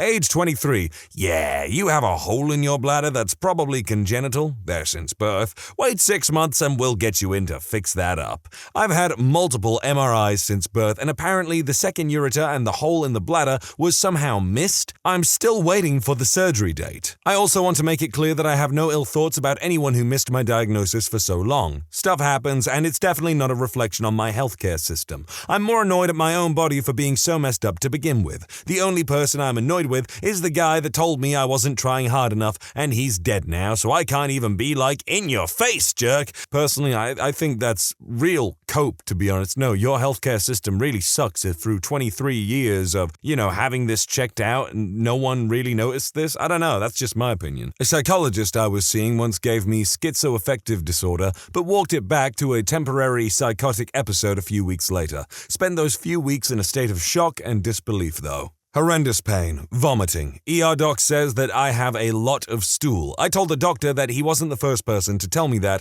I was full of crap, but that there was something else wrong. Another doctor says the same thing. I am becoming belligerent because of this nonsense and the excruciating pain. Third opinion doctor orders CT. I had gangrene on my appendix and it was hours from rupturing. Midnight emergency surgery. 5 days in the hospital. If I went along with what they had initially said, I would be dead. I went to an ER after driving to 12 feet. I heard something like a crackle and pool water drizzling down my throat through my ear, and immense pain. Upon describing this to the doctor at the ER, he diagnosed it as an ear infection, a 0 to full-blown ear infection, which had nothing to do with the dive, the nose, or the fact that pool water has very distinct taste when it runs down the back of your throat. At my ear specialist, who I saw as soon as possible, I was correctly diagnosed with barotrauma. The effect from the first doctor was unnecessary agony for 24 hours because he apparently didn't get paid enough to listen to anything beyond the symptoms. At least in the end, it was a full recovery. When I was 15, my GP told my mum that the crippling pain below my sternum, the very upper part of my abdomen, was heartburn, and he prescribed antacids, ignoring the fact that this pain would literally have me on the floor in the fetal position crying. Heartburn. So, of course, the medicine doesn't work, and I deal with this pain several times a week for 4 years, until I'm 19 and deployed to Iraq. Thankfully, my NCO wouldn't listen when I had an attack and told him it'd pass. He sent me to our clinic. They draw blood, it's pancreatitis, secondary to gallstones. They removed my gallbladder and it got much better.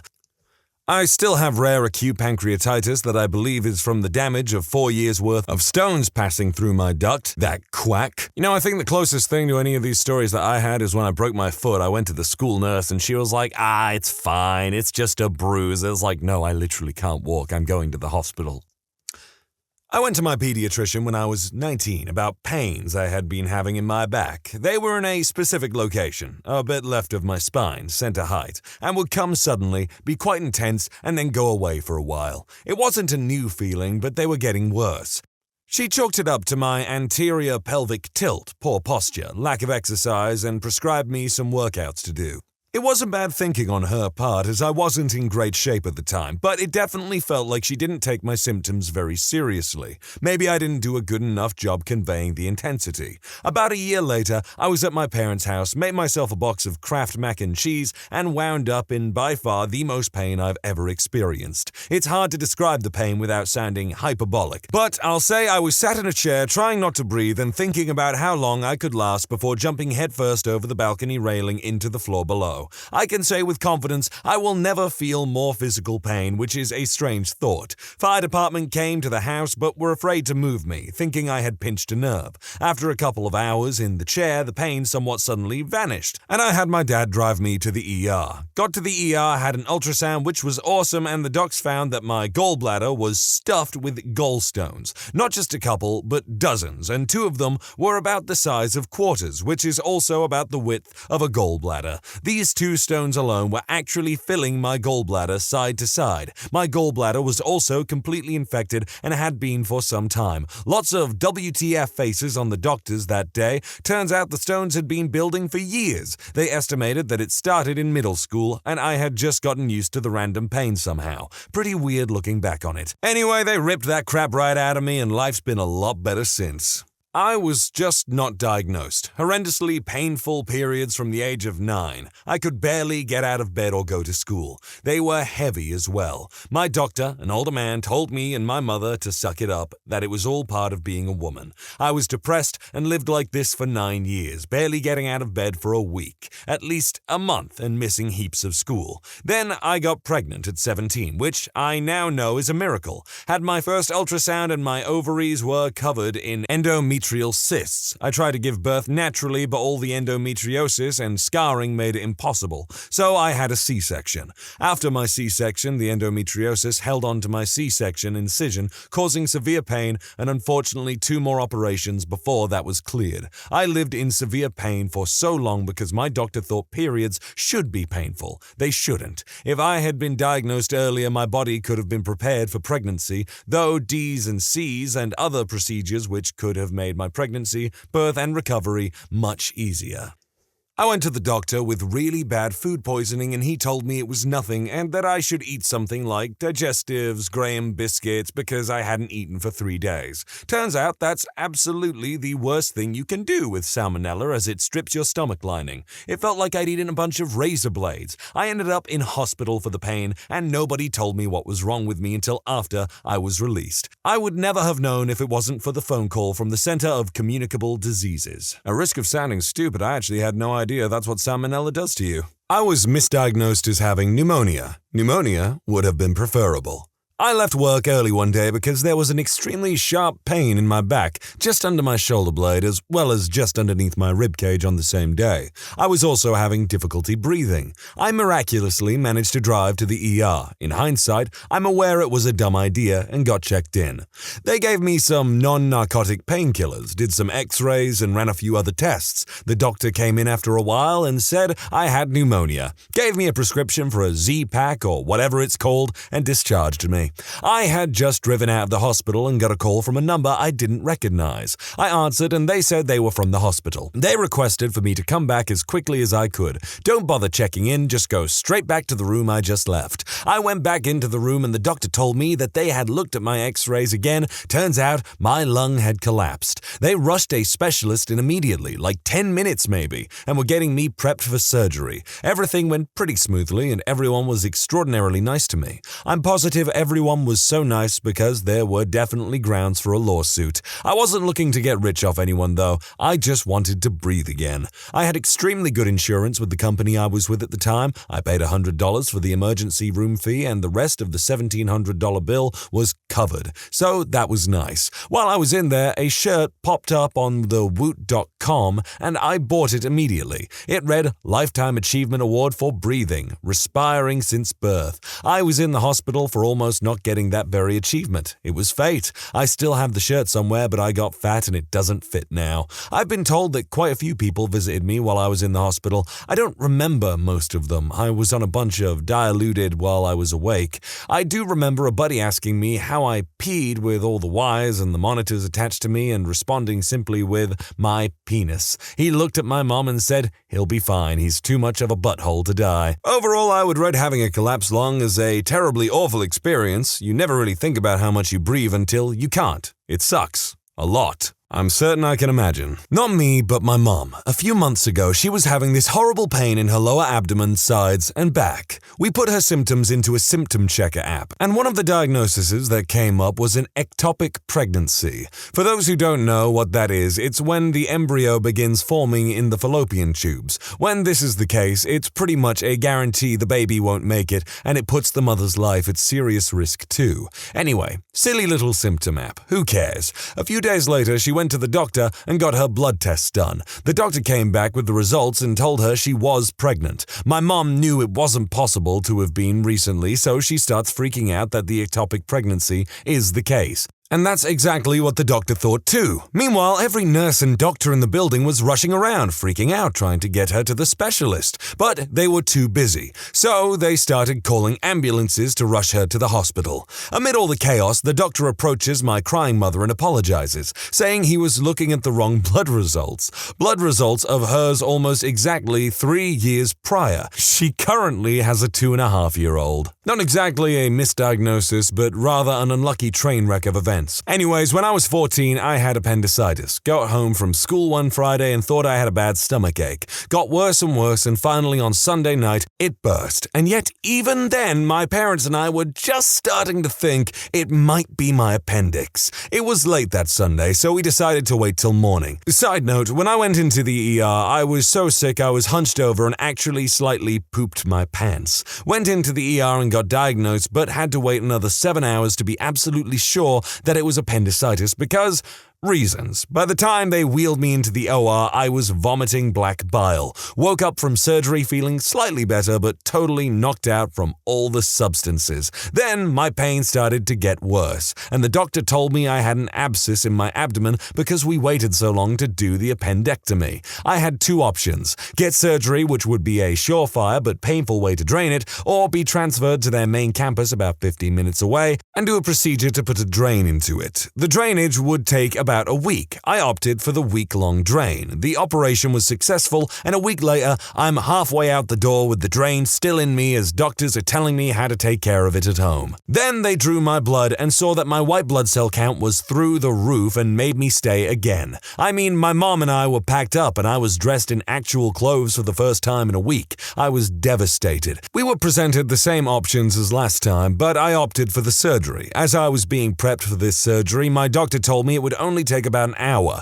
Ended up being 6 hours. The abscess had been in my abdomen for so long that it had inflamed my intestines so badly they shredded my large intestines to near shreds. This was a laparoscopic surgery. My parents were told their son was still on the operating table after a 3-hour delay and given two choices: remove the damaged part of my intestines and run the risk of never being able to eat some foods ever again, or getting an ileostomy bag. They chose the latter. I woke up in the middle of the night in the ICU, completely zonked out and hearing my dad snore behind me. When I came to, I noticed the giant bulging red thing on my stomach with a bag over it, and it was moving. To say I was confused would be a wicked understatement. When the doctor came in the morning, they explained to me what that thing was. As they did, I wondered when I was going to get it off. I asked, "How long will this be on me? Like 3 weeks?" Bewildered, my doctor said, "That's going to be on you for at least 3 to 6 months. Floored, flabbergasted, at a complete loss for words. No words can describe the confusion and complete bewilderment that I had in that moment. I was in shock for the next week until one nurse asked if I wanted to name it Jeffrey the Stoma. Gone but never forgotten. She changed my outlook on the whole situation. If I was going to have this bag of poop hanging from my stomach, might as well make the most of it. It wasn't easy. I had to cut most of the foods I normally ate, like greasy stuff, out of my diet since it went straight through my small intestines and into the bag like water. The bag would constantly spill in the middle of the night and I'd wake up covered in poop. But I made it. Surgery day finally arrived 4 months later and Jeffrey was gone. And then things went from bad to worst in a matter of minutes. I was sitting in the play area they had since I was in the pediatric wing and wanted to walk about. This was about 3 days after the surgery. I was being visited by a friend at that time when I got a sharp pain in my stomach, but it was easily ignorable. It got progressively worse. My thought process went like this: I'll be fine. I'll just take some pain meds when I get back to my bed. I'll see if I can ask for pain meds right now since I'm carrying my IV around with me anyways. I'm going to die, aren't I? Literally minutes before I was walking around by myself with little to no help. Now I was screaming in pain, trying to even lift myself off the couch and into a wheelchair. We waited a week when we decided that I needed another surgery and probably would have another ostomy. 2 side notes. 1. I spent my 15th birthday eating ice chips. 2. Because I was so dejected that I was getting another ostomy right before my surgery, my mum went and got me a small amount of what I had been craving all week: apple juice. I hadn't been able to eat or drink for the whole week, so that juice was still the greatest thing I've ever tasted in my life. I told the doctor right before, and he silently put a finger up to his lips and smiled. Awesome dude. After the surgery, they found an entire liter of feces that was spilling out due to the intestine reconnection failure. I had also been incredibly bloated and looked pregnant, says my mom. The failed surgery left me in the ICU for a week, barely managing to even stay alive, let alone awake for more than 15 minutes at a time. I just laid in my bed for an entire week, sweating, probably gallons of sweat every day, and watching Food Network and requesting that my mom make that when I go out. I recovered from the ICU, then got out a week later with another ostomy bag. Didn't even bother naming this one because at this point I just wanted to be done with the medical problems forever. 6 months later, in the middle of my freshman year of high school, I got it removed once and for all, and thus ends my story. What a champ you are. I could not imagine being in the hospital for that long. I think I broke my foot in high school and I was there for maybe a week or so and I was utterly miserable. So, 6 months. I was told by the receptionist at A&E that I should go home because it's probably a migraine. It was bacterial meningitis. I am overweight. I don't sleep enough. I am exhausted all the time. I bruise easily. It feels like I have the full body arthritis on a bad day. For years, my doctor has said, "You're fat. Lose weight." For years, I have refined my diet, upped my activity level. I got a little less fat, still didn't sleep, body hurt more. Brain tumor. It was a tumor.